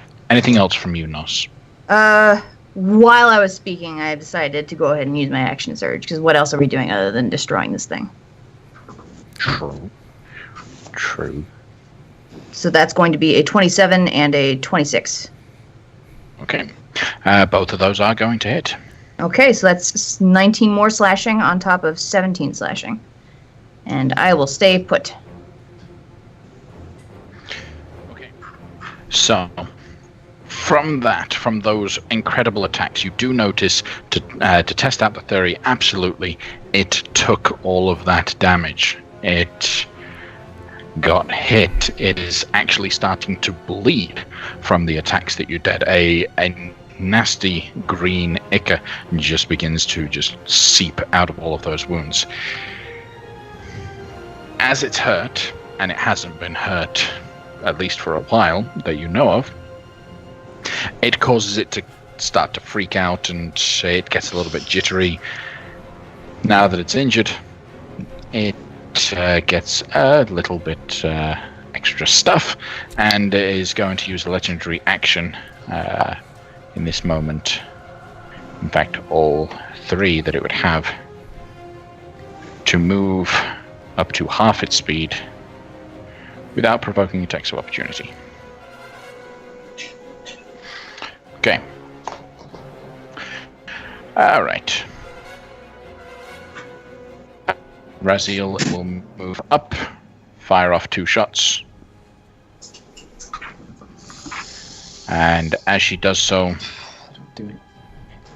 she unfortunately discovers that shots in this area are not causing any damage to it. Big problem. The cats are going to look to Lafcadio for guidance here. They don't know what to do. They've seen that it hurts it inside the red area, it doesn't hurt it inside the yellow area. What do we do? Should we grapple it? No, mate, just wait for it to get back in that red area. We'll get it in there. Don't you worry. All right. Then they'll kind of step back and all ready shots until that moment. Wampum, what do you do? I will 5, 10, 15, 20, 25. And I'm going to throw an axe at it. I know it's not going to hit. 420. But then I want to goad it to come at me. And it will need to make a DC 18 wisdom save. Okay.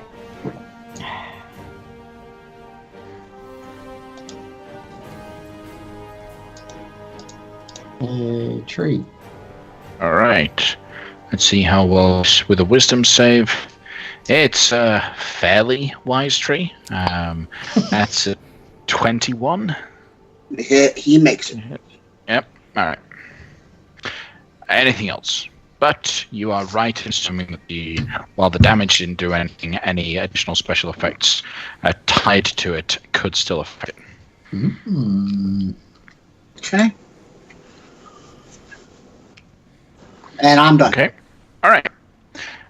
So, readying shots. Taslin. I will move 30 feet. I'll hold my breath and go 30 feet into the zone.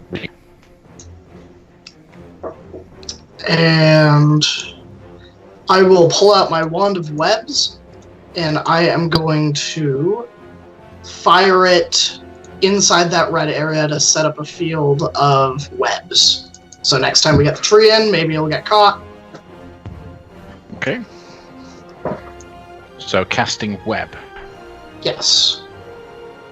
Right. Remind me real quick. Actually, Yeah. let me just- So let I me conjure a double mat. check. No, I know what the Oh. web spell does. I'm actually checking something else. That, yeah. The wand.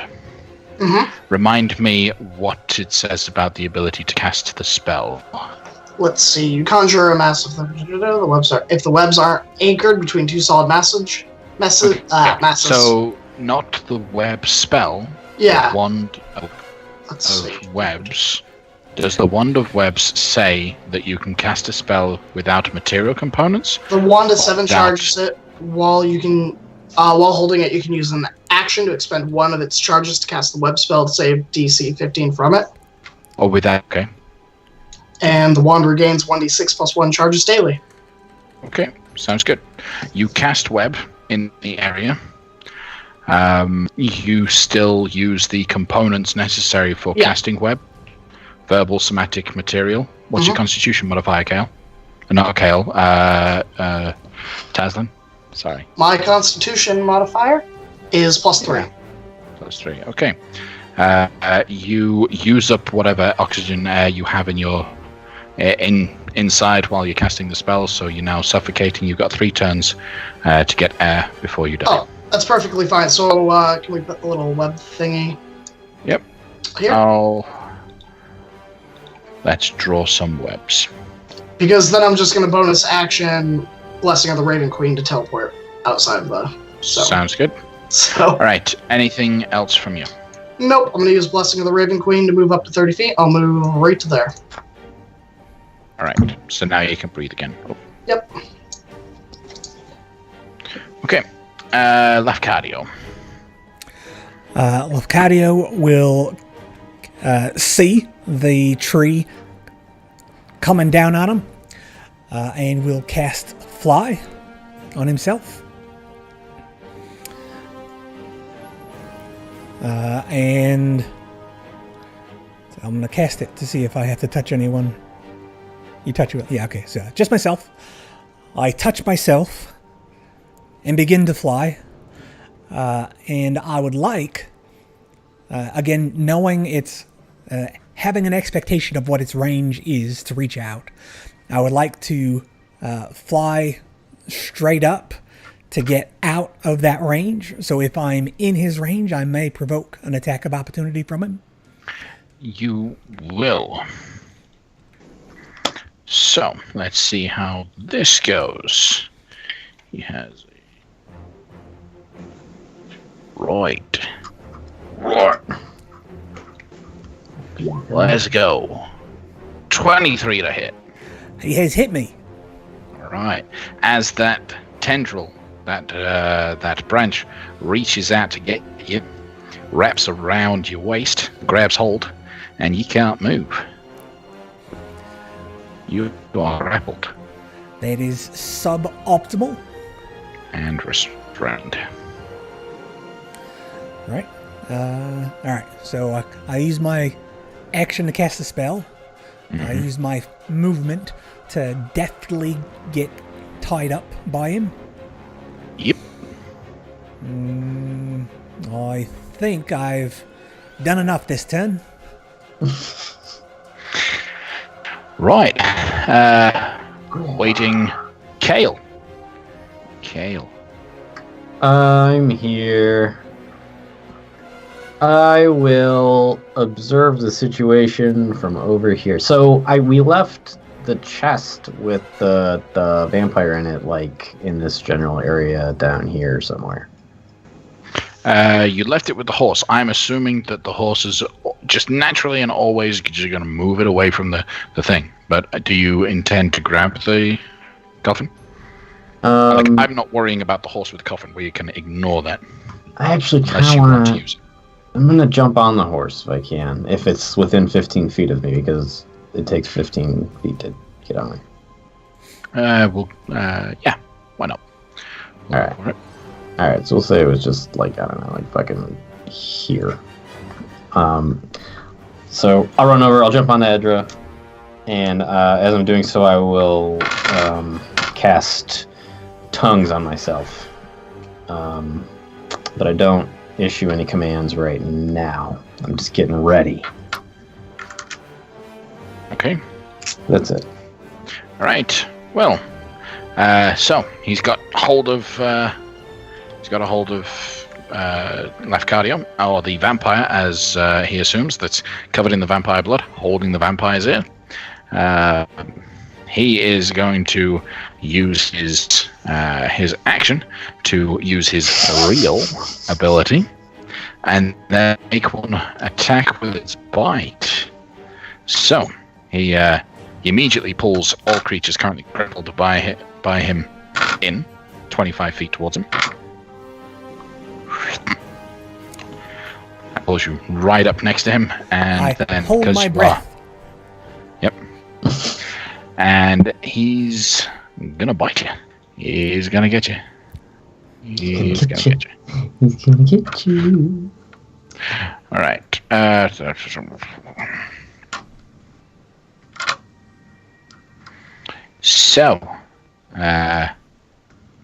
that's 24 to hit. Oh, that hits. I would like to react, if I may. What's the reaction? And is it to being damaged, or is that to... what's the reaction? It is a reaction to being damaged. It's the Tomb of Levistus. Okay. So when I take damage, I will entomb myself in ice, which ends away at the end of my next turn, but I gain 120 temporary hit points. God. Okay.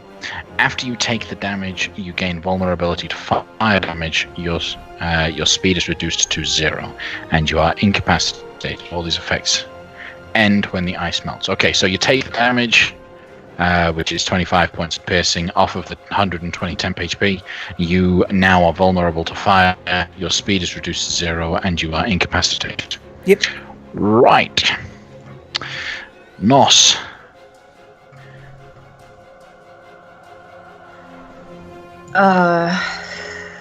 Kale's doing something with Edra and the coffin.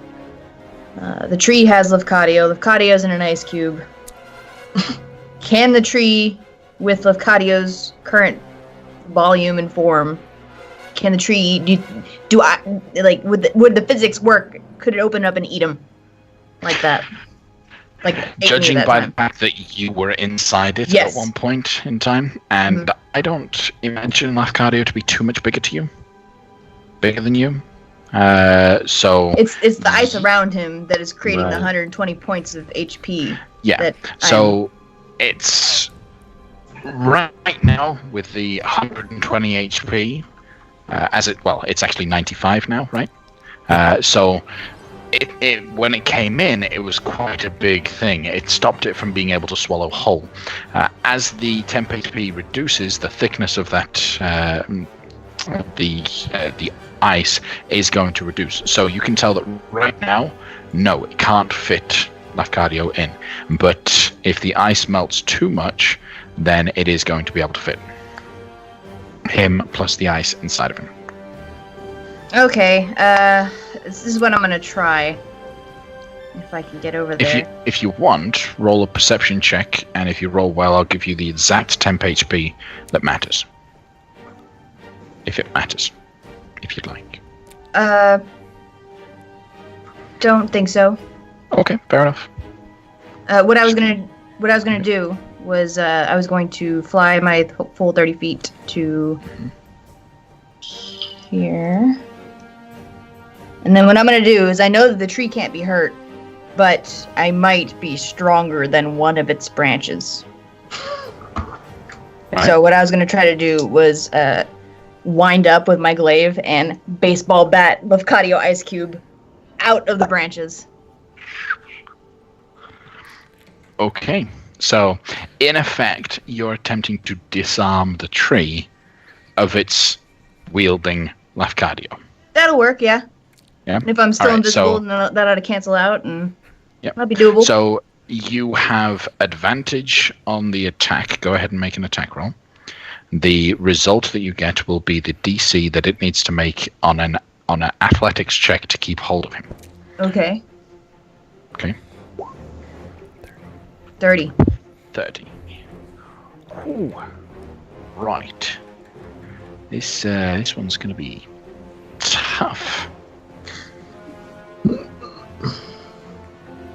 Let's see it.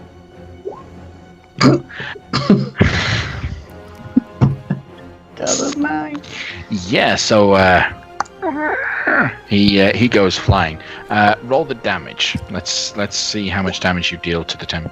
Okay, so 17 points of slashing damage to the ice form as you go flying off in the distance. Perfect. All right. Anything else from you, Nos? I will turn. Well, it can't see me, so no. No, it can't. Okay. So, still waiting to be able to fire at it. But it's gonna. It's shown it's capable of doing so before, so it's going to use all 3 of its legendary actions to move up to half its speed again. Wampum, what are you doing? As Lynn would have called out, use the potion, drag it in there. When he was using the web. Who you To shout out Wampum. To Wampum. Right. Yeah. Use Because he has the potion of enlarge. Right. Yes, but I have to get to it. Which was I was trying to. Alright. I am going to go to the other side of the red over here. Throw my axe again. Not gonna hit, but I'm going to attempt to goad him again. Which is a DC 18. Okay, so you've got to hit it first, though. It's outside your normal range, so you've got an attack at disadvantage.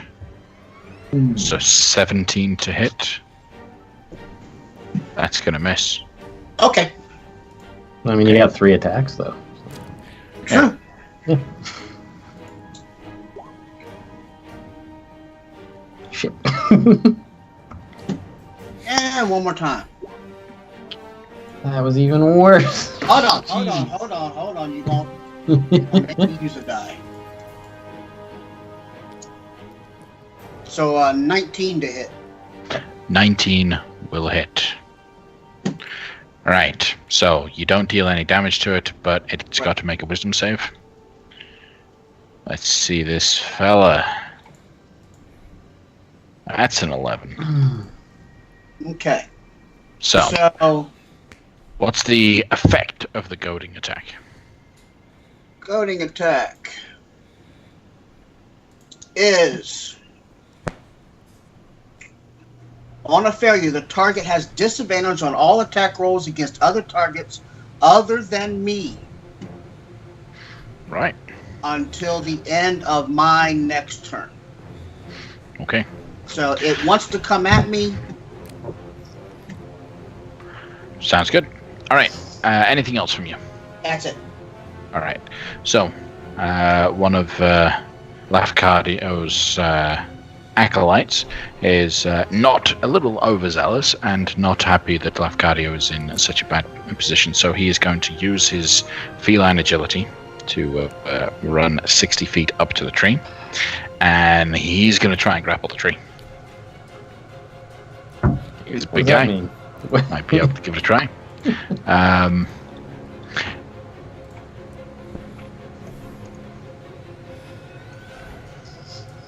Okay. So he grabs hold of the branch, succeeds the grapple. Unfortunately, the tree's a little too big. Mechanically, you can only grapple something that's one size larger than you, I believe. And so it's more or less just him. He's run up and grabbed hold of the branch. He's now dangling from the branch. I got it. Taslin, what are you doing? Yeah, let's see. I don't really have anything to help out, so I will... My cam is frozen to you. Yes, it is. It's been frozen for a while. Yep. Oh, I am sorry, guys. I do apologize. I guess I'll run 60 feet. Well, Taslin, Wampum yells to you. He's out of the area. Destroy him.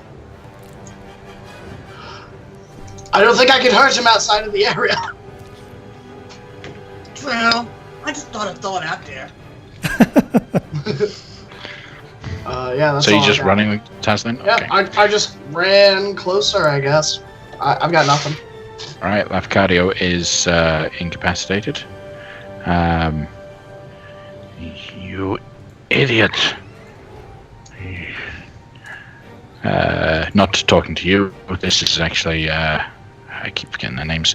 The Panther is running up after his brother. You can't grapple it, it's too big.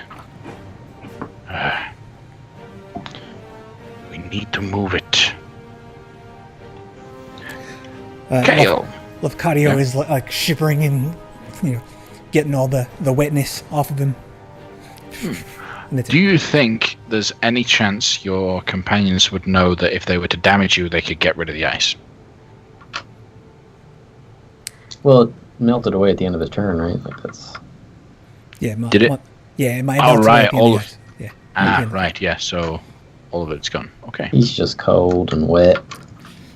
I'm on the horse now, and the horse and Camel and Diaz were tied to the chest. Would that affect their movement speed in any way? Reduces them down to the lowest, the slowest of the two, Right, which would because be they're tied together. Should be Edra, I think, at 40 because she's a draft horse, and Camel's at Yep. 50. But okay.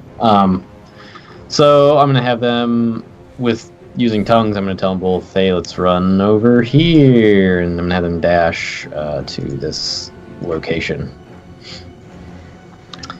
Hey, you can talk again. You could always talk. The power was inside you the whole time. And that's I could also do more things, but I won't. Fair enough. All right. The tree is, yeah. So it's got the thing it wants, and it is incapacitated, which means it has advantage against that thing. But then it's been goaded and distracted by Wampum, so it would have disadvantage. Yeah. I am no longer incapacitated. It ended at the end of my turn. Oh, okay.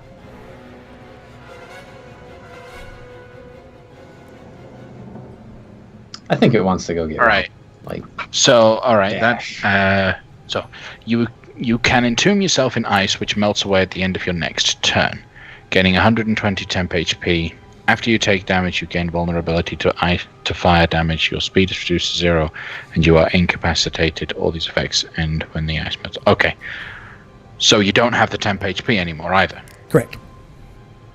Okay, all right. So in which case,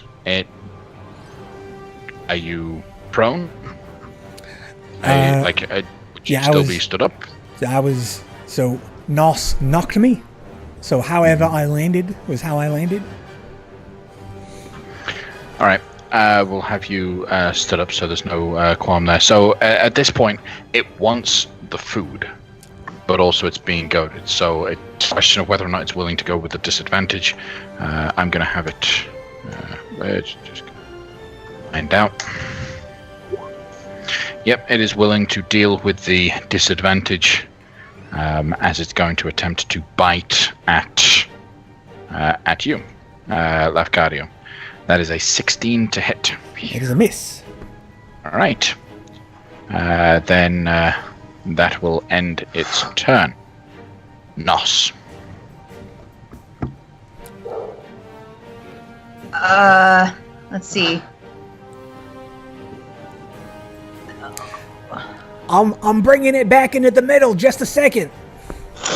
Yeah, you're doing something. About to get eaten. No, don't worry about it. I'm bringing him back there. Don't come over here.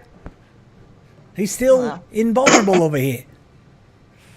It's true that I will not be going over there.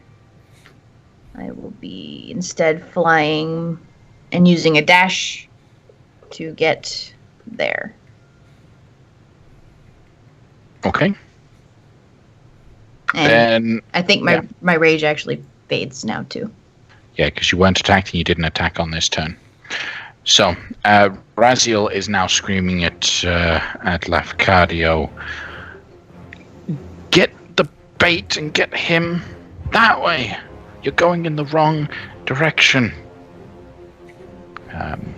She's gonna ready to fire at it once it's in the area.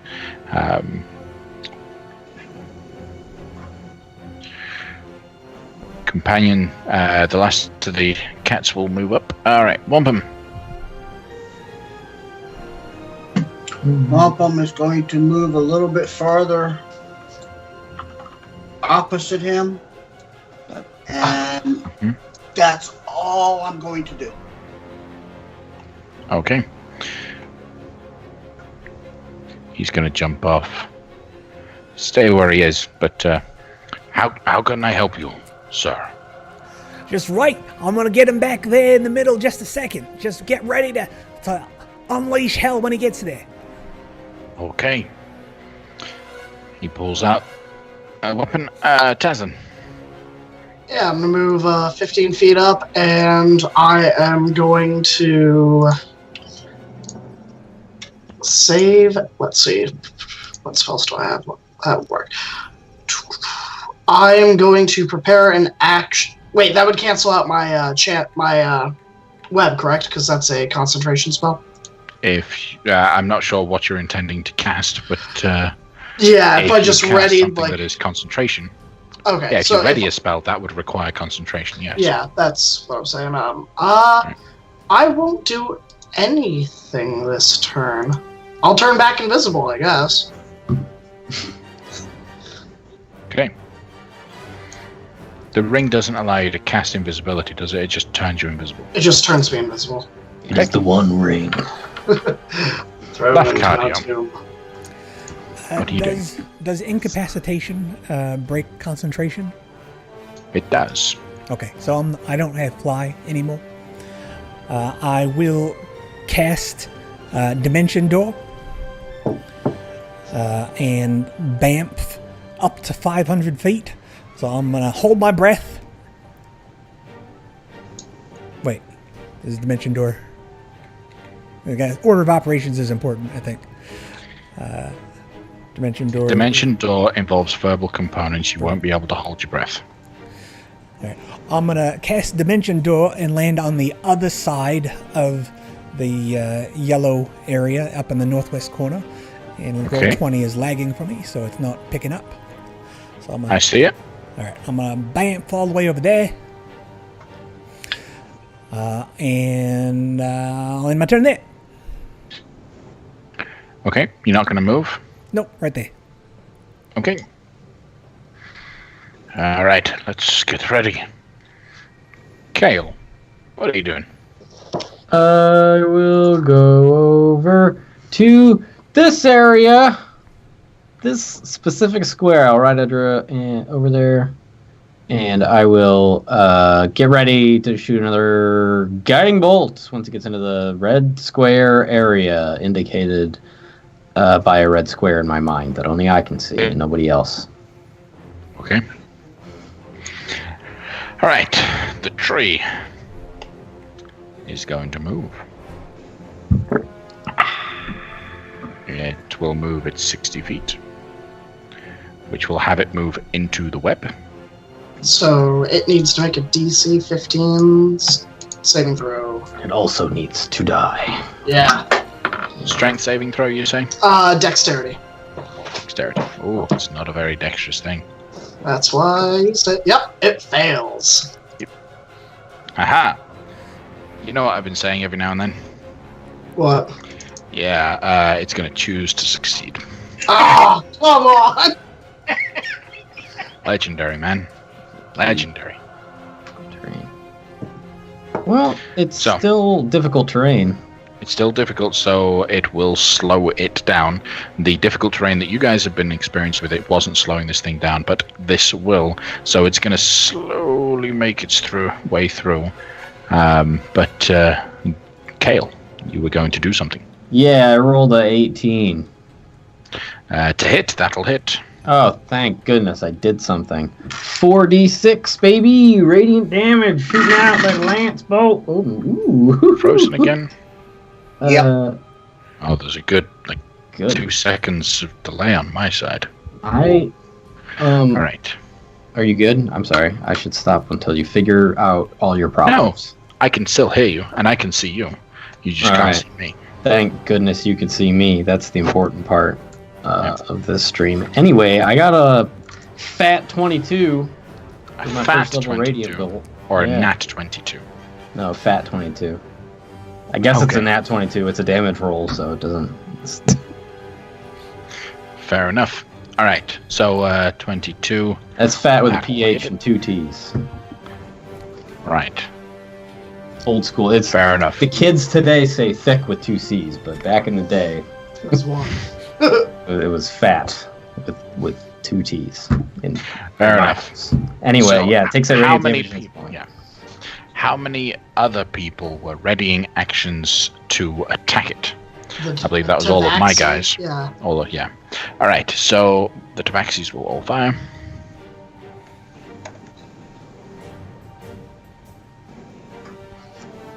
We have 1, 2, 3 hits. All right. So it takes a chunk of damage there. Totals out to 15 points of damage. All right. Then Raziel. I wonder if she can choose, as the Summer Eladrin portion of her, not to deal fire damage. I really hope she can. Me too. I think she can. So she doesn't deal fire damage on that attack. She just hits it for another 10 points of piercing damage. All right. It moved. It saved its, made it save against the web. It's going to continue to move. It won't be able to get its full movement, but it will get to here. Right. Into this position as it's slightly outside now. That'll end its turn because it dashed. Boss. She's gonna. Not that anyone can see it, but she's a very unamused expression on her face right now. Just. Well, are you still invisible? Yes. If Because it's for a Tasman whole... is Oh, you're right. concentrating on You're the web. faded. You're right. That It's is a not good invisible. point. You're not invisible because of the web. Okay. So we can see your look of non-amusement. Yeah. Okay. Thank you. Yeah. All right. Okay. So I know that everyone's going to have to run back the other direction, and I'm going to have to prepare myself, like all the ranged people have had the opportunity to prepare. So I'm gonna have to get. Now, with its senses, you are flying, so you can still feel pretty sure that it can't see you. Okay. Okay. I'm still not gonna be able to Just hurt letting it. You know. Yeah. I know, but just letting you know that it can't see you still. I guess I'll go here, and if it crosses my threat range, I will attempt to attack it. All right. If it's within the red box that only Kale can see. Fair enough. All right. So still readying Wampum. Wampum just holds his hands out like this, like. I'm Drink gonna that potion try of grapple. one. Yeah, potion and grapple. Go Pacific Rim on him. You might be able to do a suplex, backward suplex, Yeah. get him back into that square. Throw him into that web. Even if I take the potion, it's not going to make me big enough to be able to. Well, you'd be a large, right? Yeah. To make him large, this thing is gargantuan. Ah, shoot, darn. It's 4x4. He would be 2x2. He needs it to be 3x3 in order to grapple it. Hasn't enlarged him again. I don't have that spell. I'm going to go Excuse me there. while I go to Silver Moon to go get that next turn. So I'm still in his threat range. Right? Use my axe for a 22. Okay. I'm going to try to knock him backwards 15 feet. There we go. All right. What is it got to do? DC 18 strength save.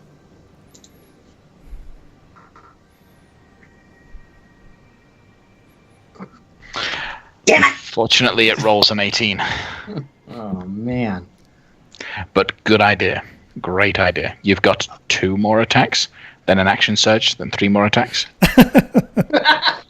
Yeah, but now I've only got 1 die, which I'm going to try to do it again.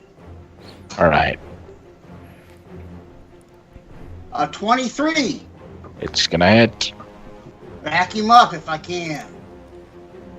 Get in there. Get in there, you son of a bitch. Let's see what it's taking its time. I got a 19. Unfortunately, it got a 19. The DC is 18, so it succeeded on the save. Alright, no more action dice. Action dice. And I am going to just come back 5 more feet, and I'm done. Okay.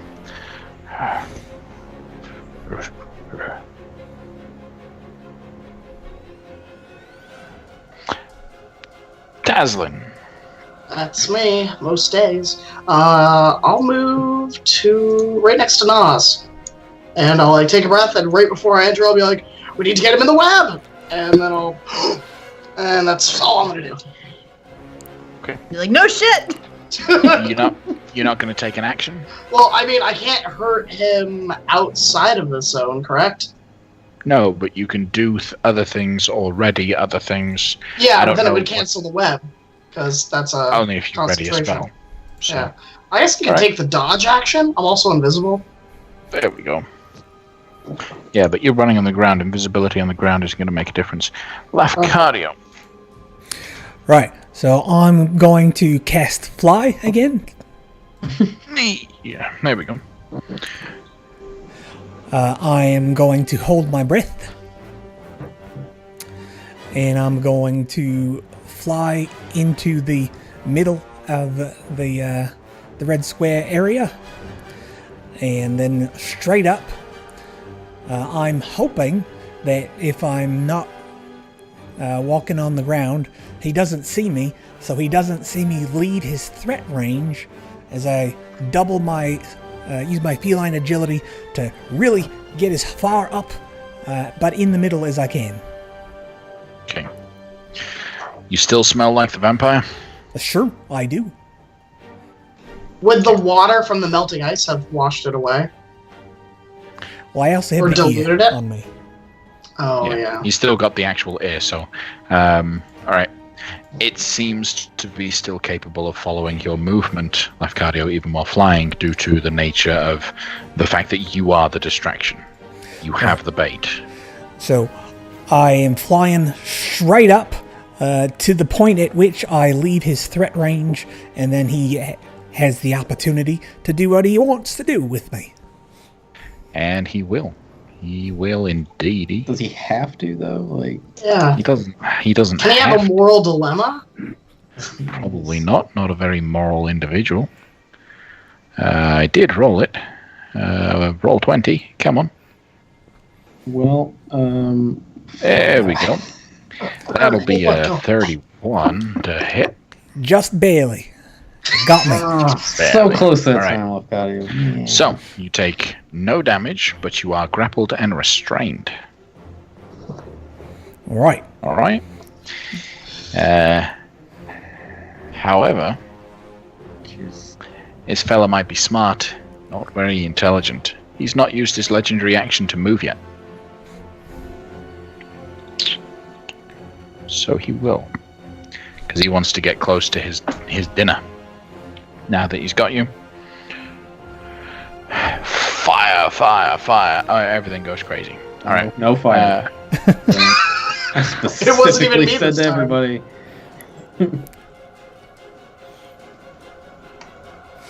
Watch, the one key to beating this guy is to blow up the thing, and it makes him vulnerable for a round.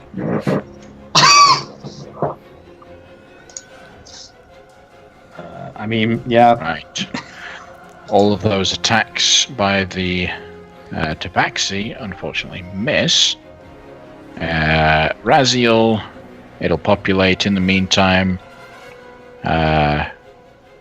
Right. Kale. Well, it's in there. I will have Edward move. It's got to here make a dex save, doesn't it? and Mhm. expand into the stuff. Yeah. Dex save 15. Letting that populate. The longbow missed. Okay, carry on. I wonder if this would work actually, because I have tongues on, so it can understand me. I spoke to it before in the material plane.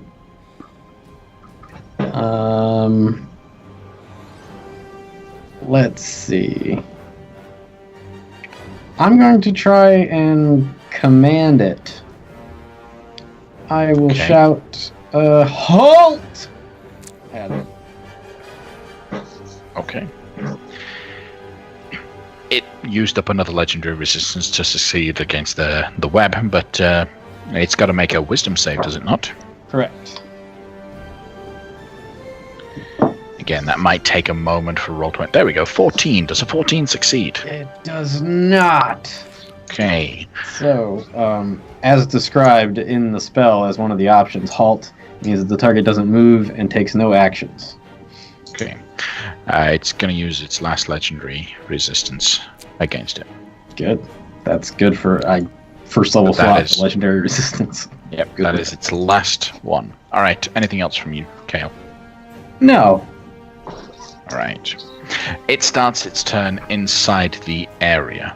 As it starts its turn inside the red zone, you begin to see its very flesh almost begins to decay just naturally. As it withers away, age may be catching up with it or something, and you'll watch the bark beginning to break, the insides of the tree visible. Yeah. It is now currently vulnerable to damage, because it started its turn inside the red zone.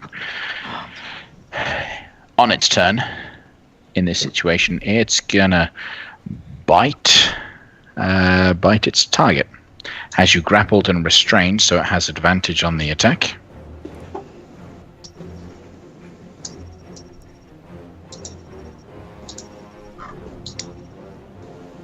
$19 to hit. Hits. All right, that is 28 points of piercing damage. How does that do for you? How's that feel? It I feels need like you to roll a DC 14 con save for fly. it feels like 28 points of damage is what that feels like. And my con save will take a moment to populate. All right. That's a natural 1, so an 8. I'm no longer flying. So you lose fly. As it bites down, it's trying to pull you inside. I need you Right. to roll a strength saving throw or a dexterity saving throw, your choice, to avoid being consumed like this. I'll make a dex save. Just wiggle my way out. 13. Unfortunately, a 13 is a failure, and you will be wrapped up inside of its inside of its mouth and inside of the body. From your point of view, everything goes a dark shade of green, then it goes black, as you are now coated in its green ichor, surrounded by all of its bark. Now, while it's inside of here and still vulnerable, you guys can still see Lafcadio, because its bark is broken and open. But that will end its turn as it starts to feast and devour Lafcadio. Nos, what do you do? Oh, I told him. I knew it was gonna happen. I saw the future. I would like to rage. I've got him right where I want him, Nos. This is like, Hold your working breath. It's true, though.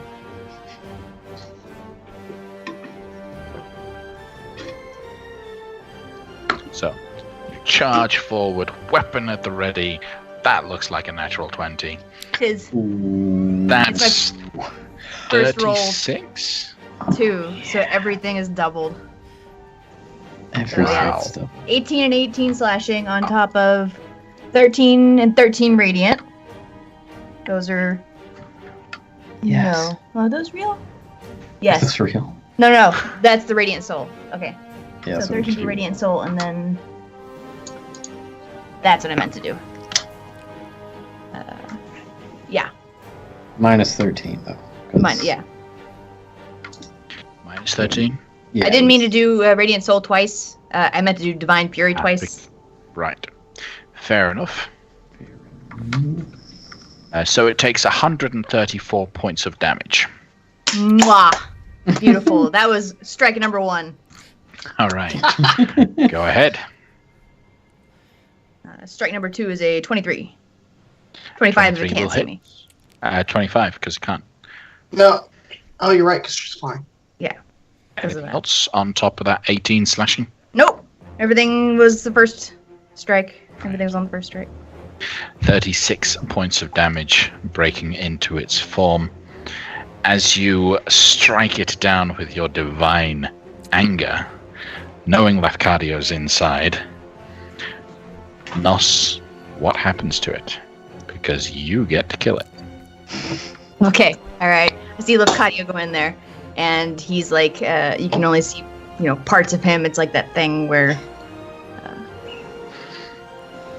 it's like when you put tape on an iced window.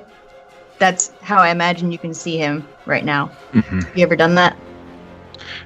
No, but I'm sure the visual checks out. Okay. So I will use my glaive. Strike number 1 is going to cut up and cut along the left side of Lafcadio. And then I'm going to scrape it across and then cut down with the second strike. And then I will I'll use the glaive. I'll stick the tip of the blade in the top of the wedge that I just created. And then pry open a door. And then reach in and grab Lafcadio and pull him out. A huge chunk of this tree just hits the ground. You can see Lafcadio there, covered in goop. Grab him, pull him out. The other half of the tree also falls. It begins to wither away. You guys can see as its body continues this mode of decay, breaking to pieces. You see the exact same thing happening to the ethereal version of the material plane tree. It's decaying before your eyes, aging instantly, and it shrivels. You, before it completely disappears, you hear a little bit of a wheeze, almost like oxygen, air escaping from it, but it sounds like a scream as it just falls to pieces.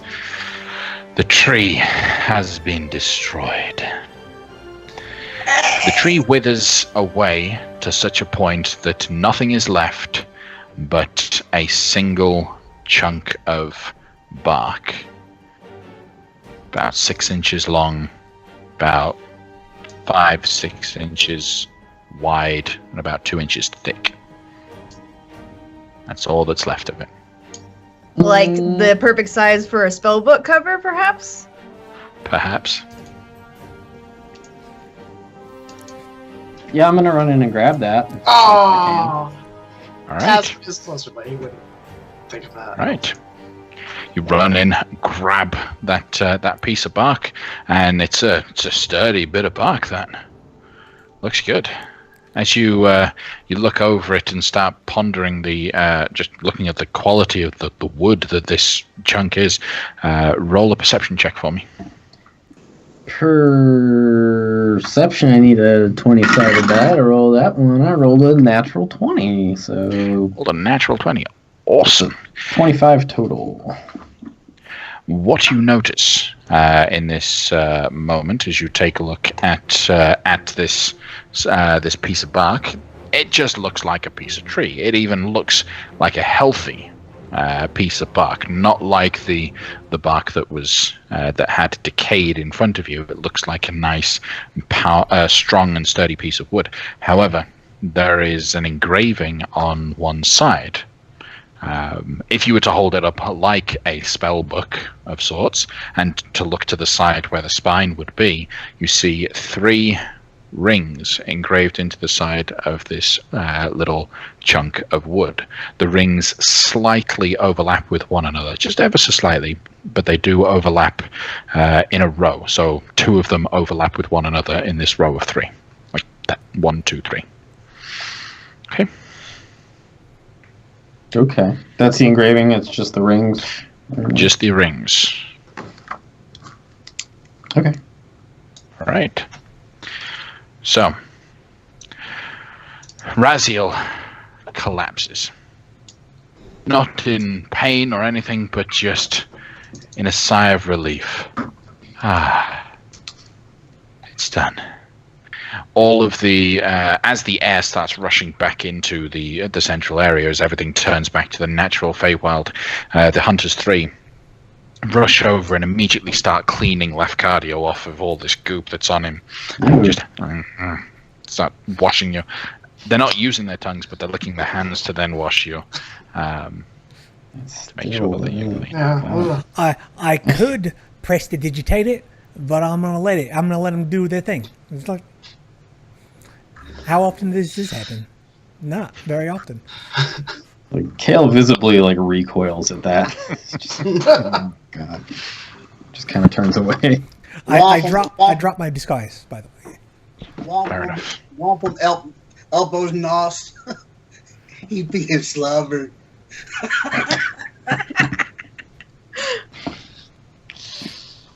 Yeah. Well, is everyone all right? Yeah, well, that's a relief. Did anybody besides There it is. Lafcadio actually get hurt? I don't think so. I don't believe so. Nope. It was good work on everyone's part. Mm-hmm. Thank you, thank you for your aid. It was very useful, Sir Lafcadio. This is Raziel speaking. I and my family will always be in your debt for your sacrifice. You didn't have to pretend to look like the vampire, and you certainly didn't have to get swallowed by it. So thank you. No worries. I'm here for my friend Taislin. So, if you feel any sort of indebtedness, I'll just rebound that in that direction. Just if you owe anyone, I don't think you do, but if you felt any type of obligation, it'll be to that fella down there, or being over there, not down, because that doesn't make sense in this context. She'll walk over to Taslin and without a word, she'll just give you a big hug. Aw. Taslin will take a second and then kind of return the hug. She will whisper into your ear so that no one else can hear. Just thank you, and I'm very sorry. I'm sorry. He'll whisper back. Me too. Okay. So, what's the plan, guys? I'm What are gonna you? step over to Kale and put my hand lightly on his shoulder to get his attention.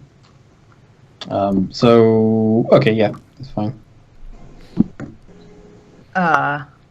Just as a reminder, now that the pressing matter is not that you need reminding. What I'm trying to say is, if you wanted to ask about the thing that we were talking about on our way here, now might be a good time.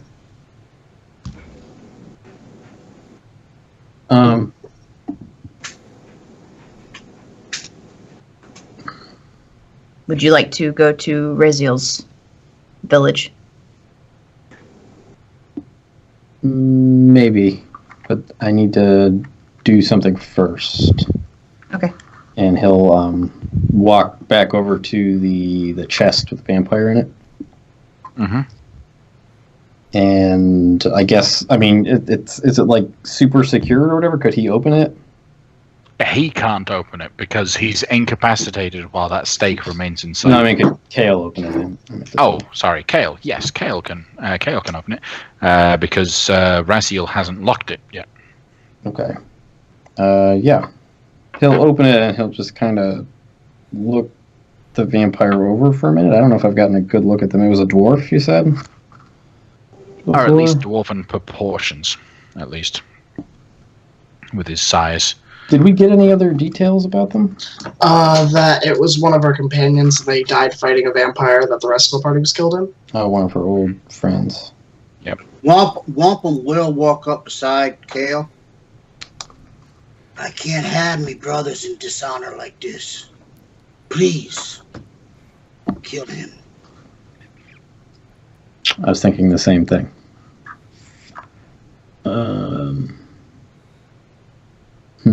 Sunlight.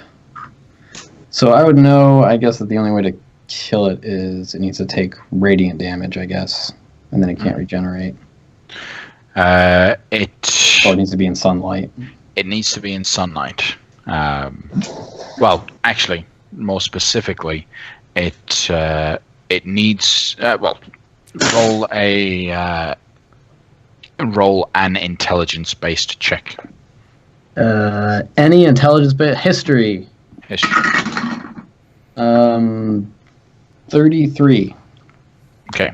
The conditions on 33 on a vampire being able to regenerate are that it can get to its resting place, and but within 2 hours. Okay. So once it's in its mist form, if it can't get back to its resting place within 2 hours, it would just die. That's the only way to kill it? No, there are other ways, but that is one way. So you don't necessarily need sunlight to be able to turn it to ash while it's inside of its rest. So if you can't summon sunlight, you can solve the problem by simply dealing radiant damage to it while it's outside the coffin, and ensuring that it can't reach its coffin until 2 hours have passed. Then, dead. Okay. So Kale will gesture down toward the body and then back up to Wampum's axe, which still has Holy Weapon on it because it lasts an hour.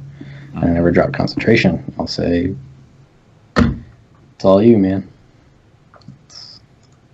Wampum will look at his axe and look at the vampire.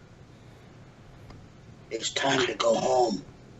Okay. And before you hit it, Kale knows. Kale knows all about its the way its resting place works, and the dirt that is packed up behind it is its resting place. Remove the dirt, the coffin is no longer considered its resting place. So I suppose the dirt first. Yeah, in a little bit less dramatic fashion, I'd say just make sure you kick it over and so the dirt spills out, and then you can finish it. All right, so I will roll the vampire out of the coffin to make sure that the stake stays in place. Empty the coffin. Put it back in the coffin, and go ahead and start to work. So you're attacking it with the holy weapon, dealing radiant damage to it while it's not in its resting place. Correct. As you do so, its body will begin to turn to mist. And as it starts turning into mist, I'll have Wampum's. I'll deactivate holy weapon and have it burst out like this big burst of radiant energy. That doesn't hurt anyone except people I designate. So. There we go. Right. As the radiant energy disappears, it explodes with a bright hue. The little particles of dust gone.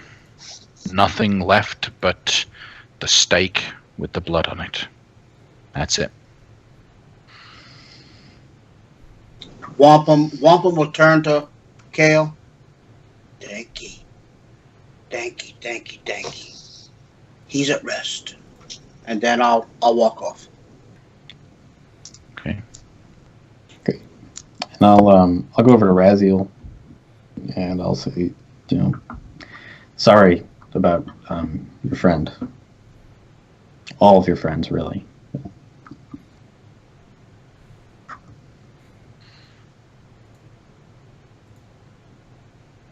Oh, to Raziel, sorry. I thought that. Yeah. For some reason I heard Taslin. Taslin They were respond. Tazlin's friends. Hell would he Yeah. care? No. They died doing what they loved, which was saving other people, helping those that couldn't help themselves. Knowing that the job is done, they will be able to rest wherever they rest in peace now. Thank you for everything that you've done.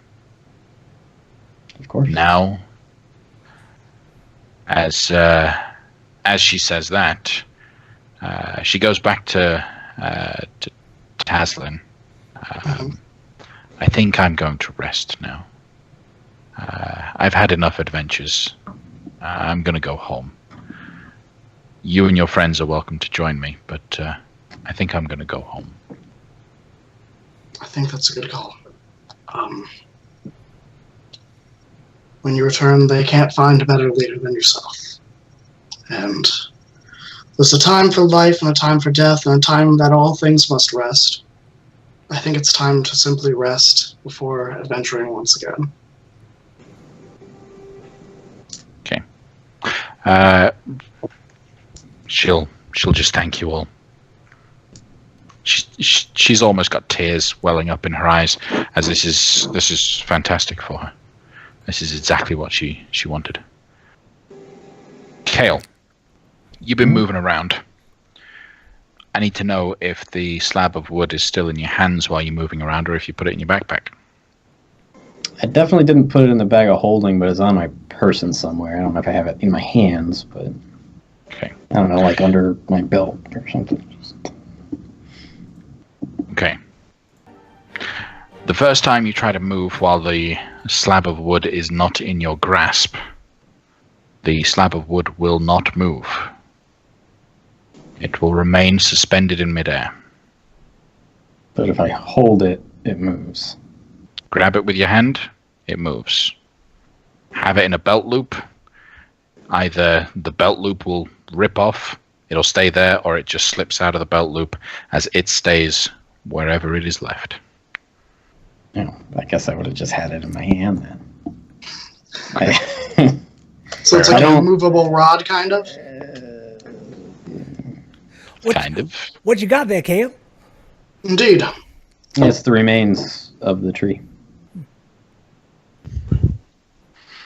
And I'm going to take it and figure out what the deal is with it. And then I'm going to destroy it. Okay. So, what's the plan, guys? Identify what's left of it, Yeah, I guess I... and Yeah. then discuss that while we have afternoon lunch.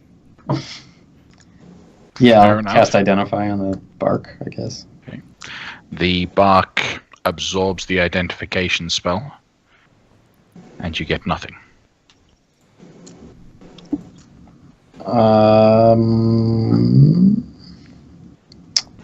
Did we know if this tree had a name specifically, or was it just called the Golthias tree? The elves had a name for it. Thought I wrote it down. The elves called it. Trying to look at my notes. I had a name for it. Where is my session notes? Here we go. The name's called it Berylfrond. Berylfrond. Just write that down. It used to be an elf vampire. It spawns monstrosities. While he's casting Identify, Tazlin would just like to look it over, and he's going to kind of consult any of his knowledge that he has on Arcana, specifically around like necromancy and the undead, and what he would know about the tree, and if perhaps its remains sprout up later or what have you. Sorry. Kale would definitely not let Tazlin touch it, but I mean, he could look at it. So. Yeah, Tazlin wouldn't touch it. He's learned his lesson, kind of, about touching strange items that he's not accustomed to. That's a 21. Okay, you know that the Gultius, a typical Gultius tree, could continue to regrow again if its remains were to remain planted within the ground. But as long as the remains are not planted, it won't regrow. Okay. On the bright side, at least it won't grow, as long as it's not planted. So at least we won't have to come back here in 20 years and put it down again. How about your first suggestion about throwing it in the river of fire? That is a good suggestion, isn't it? I could just as easily conjure up a fireball or a scorching ray if that was it. Well, or if we have any wish to go to the plane of fire again, I'd be more than happy to toss it into the lava. I'm good on trips to the plane of fire for now. Wasn't great last time. But give me a second. Let me see if I can divine an answer for this. And I'll take the 10 minutes this time to get out some incense and just knock off a little bit of the top of it with the firebolt so it actually burns for 10 minutes. And then I'll ask what the best way to destroy this thing would be.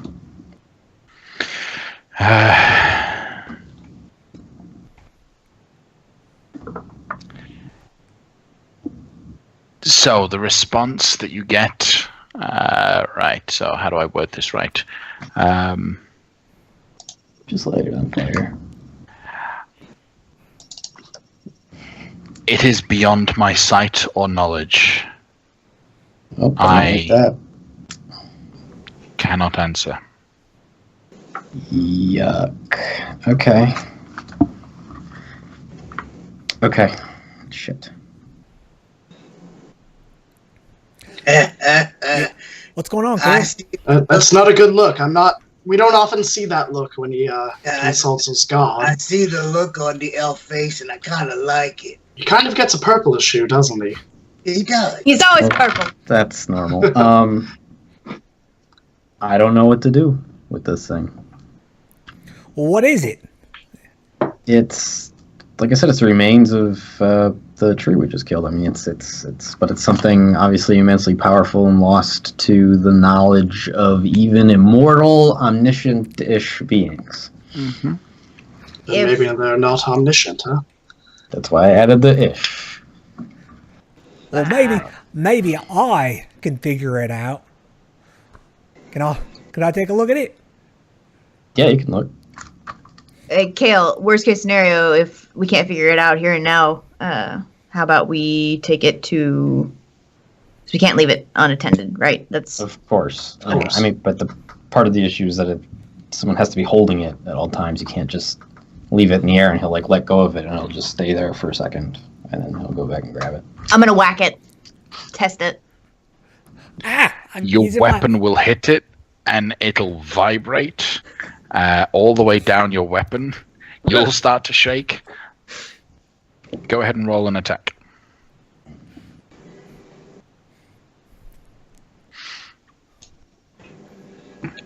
and roll the damage.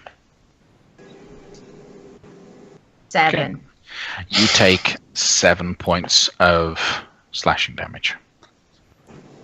So it's like a shield almost. It reflected the attack that it received back at the person that had harmed it. All right. So I take a look at this thing. What am I looking at? Mm-hmm. So you're looking at a piece of wood right now. Just looks like a large chunk of wood, but there are looking over it, on the side of it, the spine of what looks like a book, but just solid wood. On the spine of it, you have 3 rings engraved into the side of it. They overlap ever so slightly. And I heard Kale say that if I let it go, it'll just stay put. Yep. So I test that out. And sure enough, it just stays put. Sure enough. So Identification spell didn't work on it, and it was immune to all damage. So I'm getting a list of properties that this thing has. Mm-hmm. Do I know anything about this thing, given the properties that have been identified? Yes. Given a very old lesson you received as one of the first tales that were told to you when you joined the Emerald Enclave was about ancient artifacts of the natural order, and one such item is Leaves of Green. It is, as best as you know, a spell book, but the knowledge of how to release its contents and its knowledge is something that even the Emerald Enclave didn't know. But what they did know was that it was some sort of the history of this item dated back centuries when it was first found. It's according to them, the book has been part of history from time to time. It would appear and then disappear, and some people would have it, some people wouldn't. A lot of times, you'll some of the stories that you heard about it was involves people, nobles, who would find it and think it's just a bit of debris, and as they toss it away, it doesn't go anywhere. Mages throwing spells at it and getting blasted with their own fireballs when they try to cast one at it are all just impervious to everything. It is ancient and powerful, that much you know. There is a way to unlock its secrets, but you don't know how to do it. But this is an item from the Enclave's history. All right. So I'll say, you know what? I've heard of this thing. It's supposed to be immensely powerful. Powerful. It's a lost relic of the Emerald Enclave.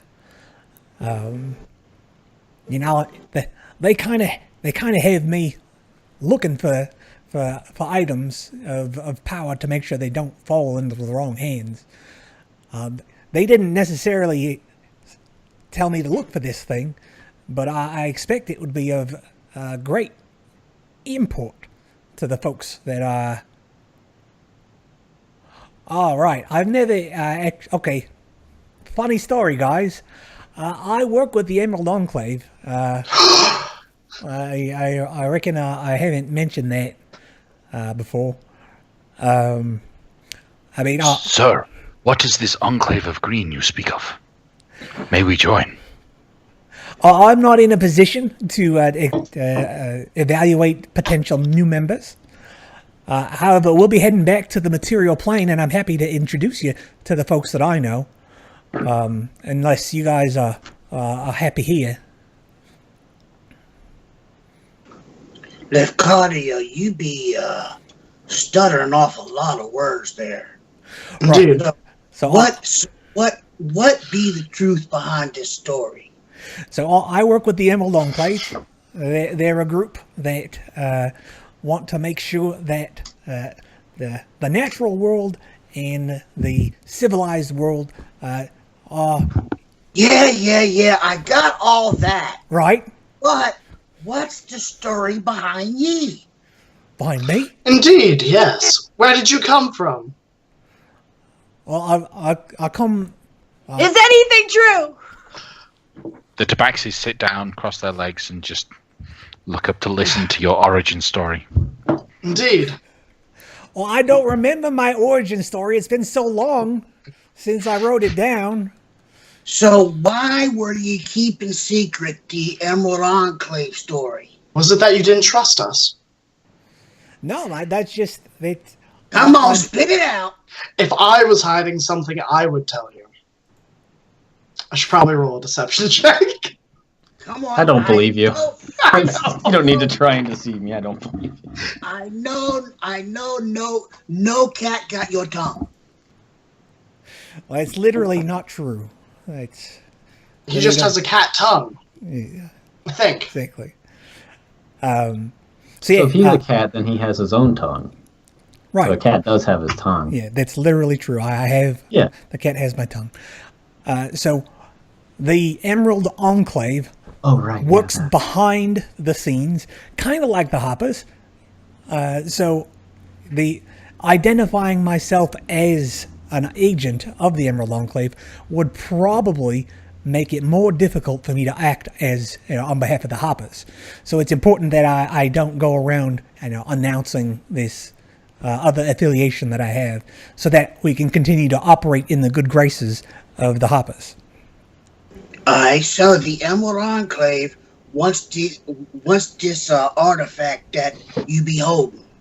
They'd probably be very interested in it. It's supposed to be something that they've had in the past, and they at least have an awareness of it, so that they tell stories of it.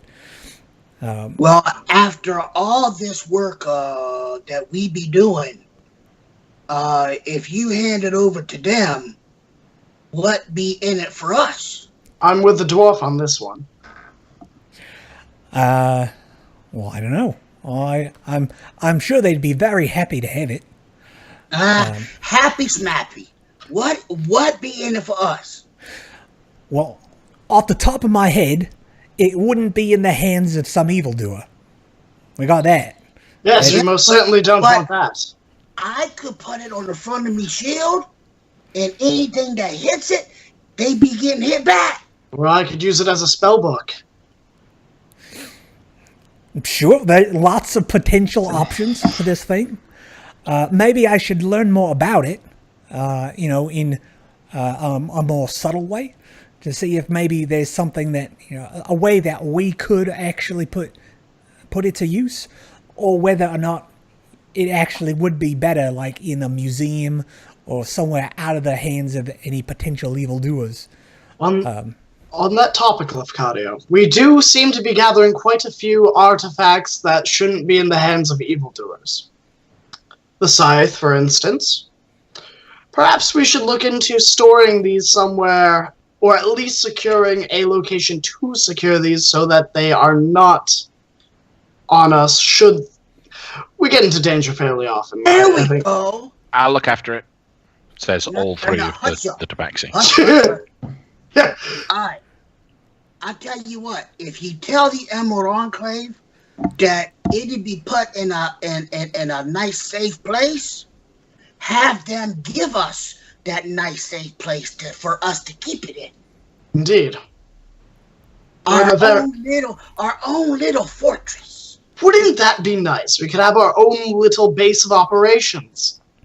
People could, instead of us finding danger, people could come to us and tell us about the danger, and we'll go and check it out. Before you guys get too excited about that, I've thought about it. This all led into part of my being the Lord Protector of Neverwinter thing. If you end up owning a place, you need to stay there in order to protect it. That means no more adventuring. I mean, I could just secure a whole bunch of corpses and animate them. And leave it? And leave them guarding it. Don't like that. Don't like that at all. Not even a little bit. I could always bring me kin up to look after the place. All great ideas. I mean, we're brainstorming. I don't think we should shoot down ideas at this point. You know, we I get think the we creative should. juices flowing. It's I good. definitely will shoot down the undead fortress idea. That's stupid. I hate it. I think, you know, making decisions with more knowledge is better than with less knowledge. So I think our first cause of action with regard to this thing would be to get more information about it. And it seems like Kale is unable to do that. I think I might be able to help with that, says Raziel. It came from the tree. The elders of my village were the ones who sought knowledge from the gods about the tree. My village isn't far away. We might be able to get information there about it. Well, that sounds like a plan. I mean, Yes. I don't want to speak for everyone, but I'd be very interested in talking to your elders. Indeed, and I suppose a Feywild party once in a while wouldn't be too bad. It would be. So, are we staying in this Feywild stuff? Maybe Well, a for little one bit more longer. night. Oh, you don't have to if you don't want, but you would be giving up any dibs on the magic item that we're researching. I suppose I can put up with this rash one more night.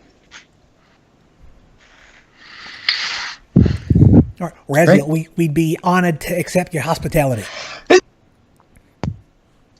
Bless you. Bless you. Denier bless you. Thank you. Great. So, Wampum, make that 2 nights. The village is 2 nights away, so. You gonna be owing me a drink, cat. Don't. I will give you an unlimited amount of Oh, drink don't once we get say to my village. My drink, cat. What drink do you want? Thunderbelly ale, cat. Okay. I'm Raziel. I'm not a cat, but fair enough. It's a slang term. Oh, is it? Okay, fair enough. All right.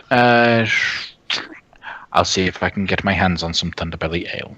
Okay, then I be following. All right. Okay. How about anyone else? I know Nos had a hand up just before I did. I apologize. Oh, way back, like 5 minutes ago? Yeah, just as she suggested to go out. What were you going to say? Well, I was going to correct Lefkadio. Time's kind of passed now, but when we were talking about the tree bark, the immediate problem is who's going to hold on to it. That's the immediate problem. I'll hold on to it. I don't mind holding on to it either. You're not. No. I'm a fifth of this party. You're 100% of this party has been possessed by evil sentient items in the past. That's fair. That's fair. At least I didn't lay in a rowboat while the rest of the party fought a phoenix. But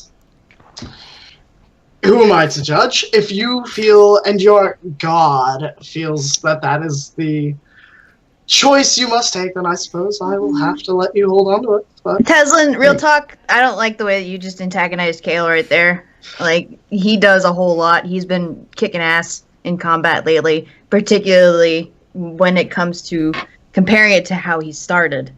So I don't wasn't feel there like when that. it started. We don't need to. It's fine. I don't really give a shit about most of the things he says or does. So we can just move on. Lefkadio, if you want to hold on to it, that I'd be fine with that, or I will hold on to it. Either way. I think Lefkadio would be a fine idea to hold on to it. If no one objects, I'll hold on to it. However, Kale is the representative of knowledge in the party, and if no one wants me to do it, then I would nominate Kale to do it. But I've got it. And, You do it, because I want Kale's hands to be free. Solid. The end. Let's go to your the village. Travel montage. All right. During the travel montage, I'm going to be trying to figure out whatever I can figure out of the book, or the wood Okay. wood book. Woodbook. Okay. It's wood. It is, after you play with it a little bit, the wood is actually fairly pliable. So you could, in fact, squeeze it almost. It seems to be somewhat, pliable. You said there are 3 rings? 3 rings on the side. Yep, 3 rings. They're about maybe an inch apart from one another. They slightly overlap where they connect, but they're in a line. So I look at those rings, and I really try to think about them real hard. Really trying to think about them. Roll an intelligence check, please. Just straight intelligence? Straight intelligence. That is 11. 11. Okay. When you poke them, nothing happens. When you run your hand over them, nothing happens. They don't turn into binoculars over your eyes. They don't. It tingles your tongue just a little bit, but nothing else. This be a stupid dwarf, saying something. But do you think you can move the rings all together so they're one? Well, they're engravings. Engravings into the wood. So no. But they be magical. So see if you can move them. Well, like trying to pop a pimple. Push. It doesn't go anywhere. Did they form any sort of symbol that I might have seen somewhere at any point in time? A religious symbol? Yeah, or like some sort of cult or something. You know what? Let me just double check. It's possible. It is very possible. Roll me a religion check anyways. Come on. You need to load. By the way, Lefkadio, as you're messing with this thing, if you happen to hazard a glance at Nos, she's staring right at you, and there's something behind her eyes that is less than friendly.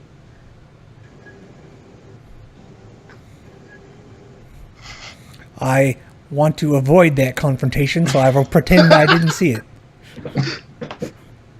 What would Taslin be doing at this time? I assume Taslin's like with Wampa, maybe?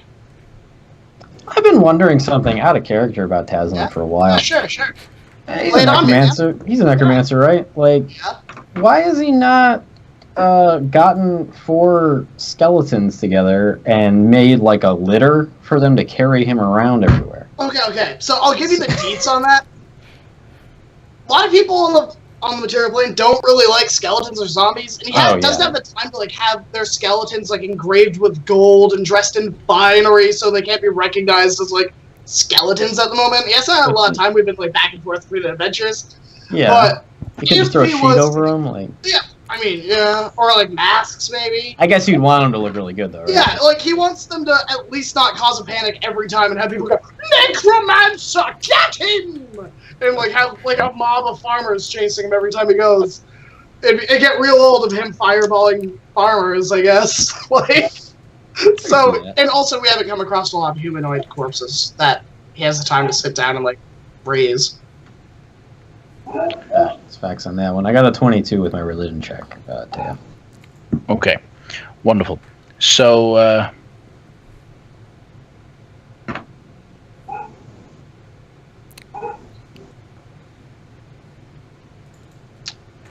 unfortunately, nope. All right. I mean, the universe doesn't.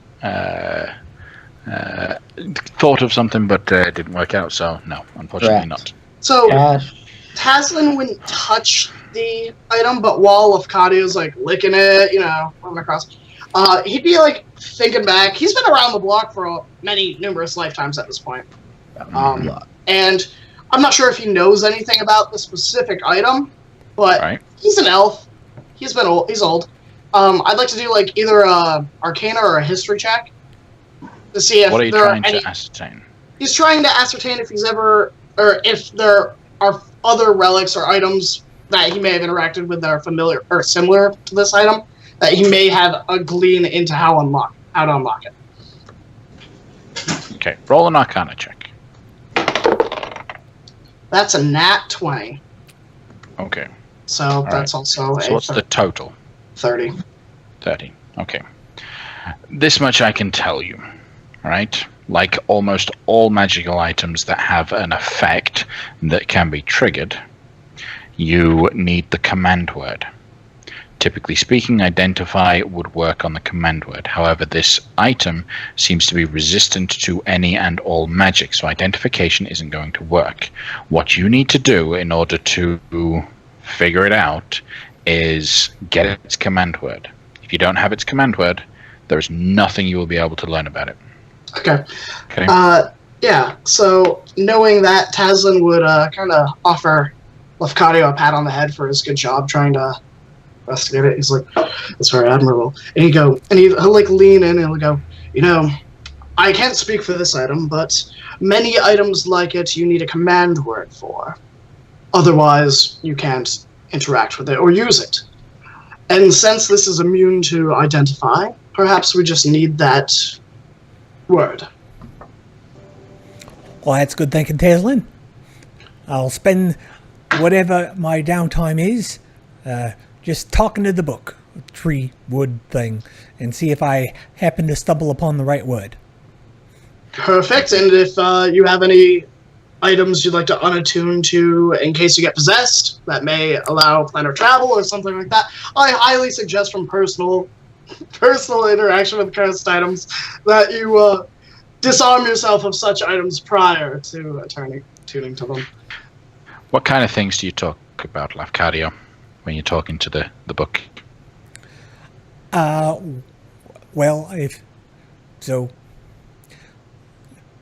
Carl would take educated guesses regarding the not having known the things, but would say Emerald Enclave stuff.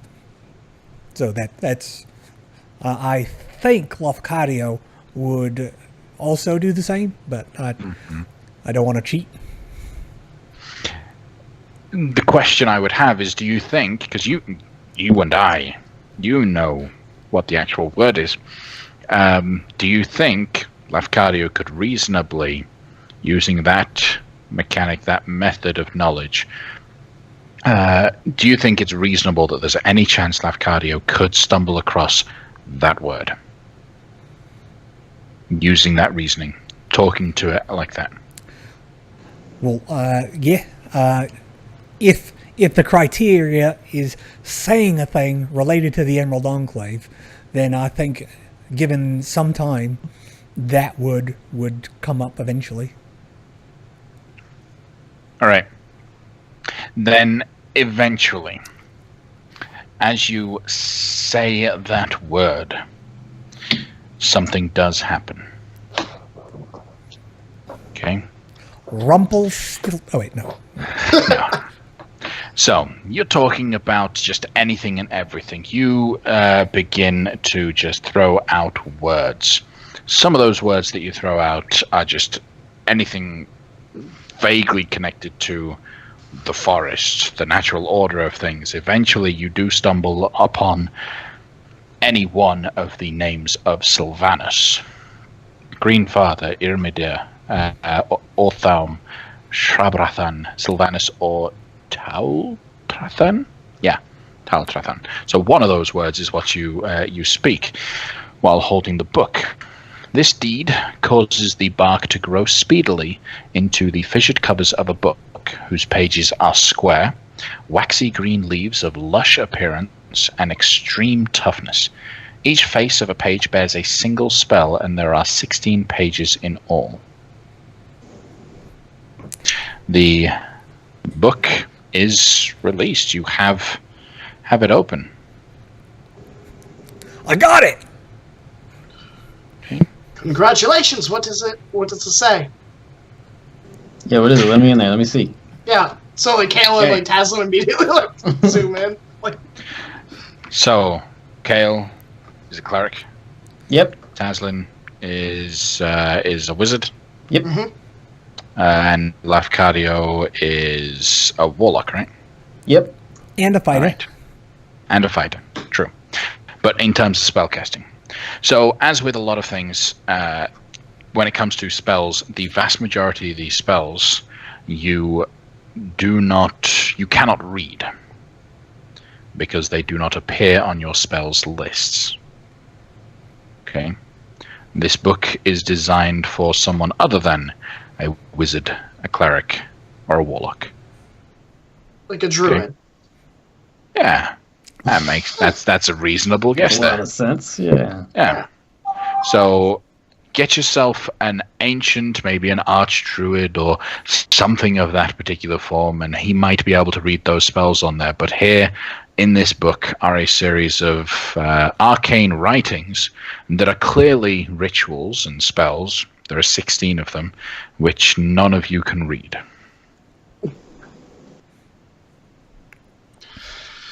Well, I turn it upside down. Is that I think druids have like their own language or something. Maybe that's I don't know if that's perhaps. if it's the Emerald Enclaves. Maybe they wrote it like that intentionally. I suppose anything is possible. If they wrote it at all. I really don't know. Sure, there's someone here who can read it, and probably one of the village elders at the village we're on the way to right now. It's almost like everything is pulling us towards this village, huh? Guys, we should leave. I know other druids. Time to go to Lusk to get our boat Even the back, black right? staff knows what's up. So, you guys make your way towards the village, Raziel's village. It takes you 2 days to travel there, and you go through the same method you've been traveling, but a little bit more relaxed. Along the travel, the Hunters 3 start really turning to Lafcadio. Sir, we don't know what to do. Are we to follow you now? Are we... what is the will of Lord Firemane? Well, he has revealed what his will is, and that's that we all, work together. Exactly how we go about doing that is a bit of mystery sometimes. I know you guys are here in the Feywild. Are you from here originally, or where do you hail from? We have our own homes, sir. That they're far afield. We traveled for many months to get to this point. We don't even know if our home is still in the same place we left it. That thing that does happen from time to time. Don't worry. Places move. Places change. It is understood. It is known. Well, mate, I'm not here to tell you what to do. I think your heart's definitely in the right place when you were protecting the Feywild. But again, you have to remember that the Lion King teaches us that everyone has a purpose and a use that can be put towards a communal good. So not everyone who is not like you is set against you. Some people who are very different from you can come together for good. Like me and my mates, we're all quite different, and we're all trying to make the world a better place. You're welcome to travel with us. We're heading up to Razlin's village, and as you were instrumental in helping us out, I'm sure the invitation is extended to you as well. Maybe they have something there for you. Otherwise, after that, we're probably going to be heading back to the material plane. And again, you're welcome to come with us. And we're not going to send you away. Your path is your own to make. Okay. I think... Oh. I just heard it off of someone. I apologize. The back music was still running. You were still in danger. I think we'll make our own way, sir. Thank you. The Hunters 3 will never forget you. If you ever find yourself here in the Feywild and up for a good hunt, then may we run together. By the way, Kendrel, sorry to interrupt. Just wanted to tell you, Kendrel, next time you see something that you like in the gender that you prefer, it is not a polite thing to do anymore to make loud, obscene noises and gestures to state that. You may think that it is a little bit a compliment, but having received it, we just kind of feel put upon. So you might want to keep that down in the future. All right, that's all I want to say. Peace out.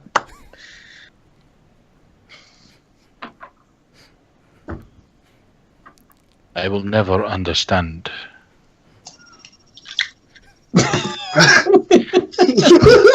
And then he's going to go. You're not made to. Right, and they'll start trekking off away from here. Right. So long to the Hunters 3. Okay. As our heroes head further towards the village will finally come into view. Like most villages that you've experienced or seen out in the woods and areas, a lot of the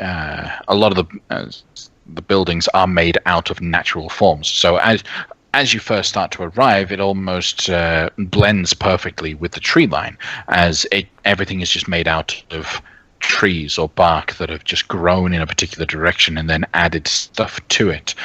People resting in the hovel of a tree, or even setting up their homes in branches. One thing you do immediately recognize by all of these houses, these small little huts, on average, they're about 20-foot diameter circular huts that are built in various spots, but they're all built on stilts.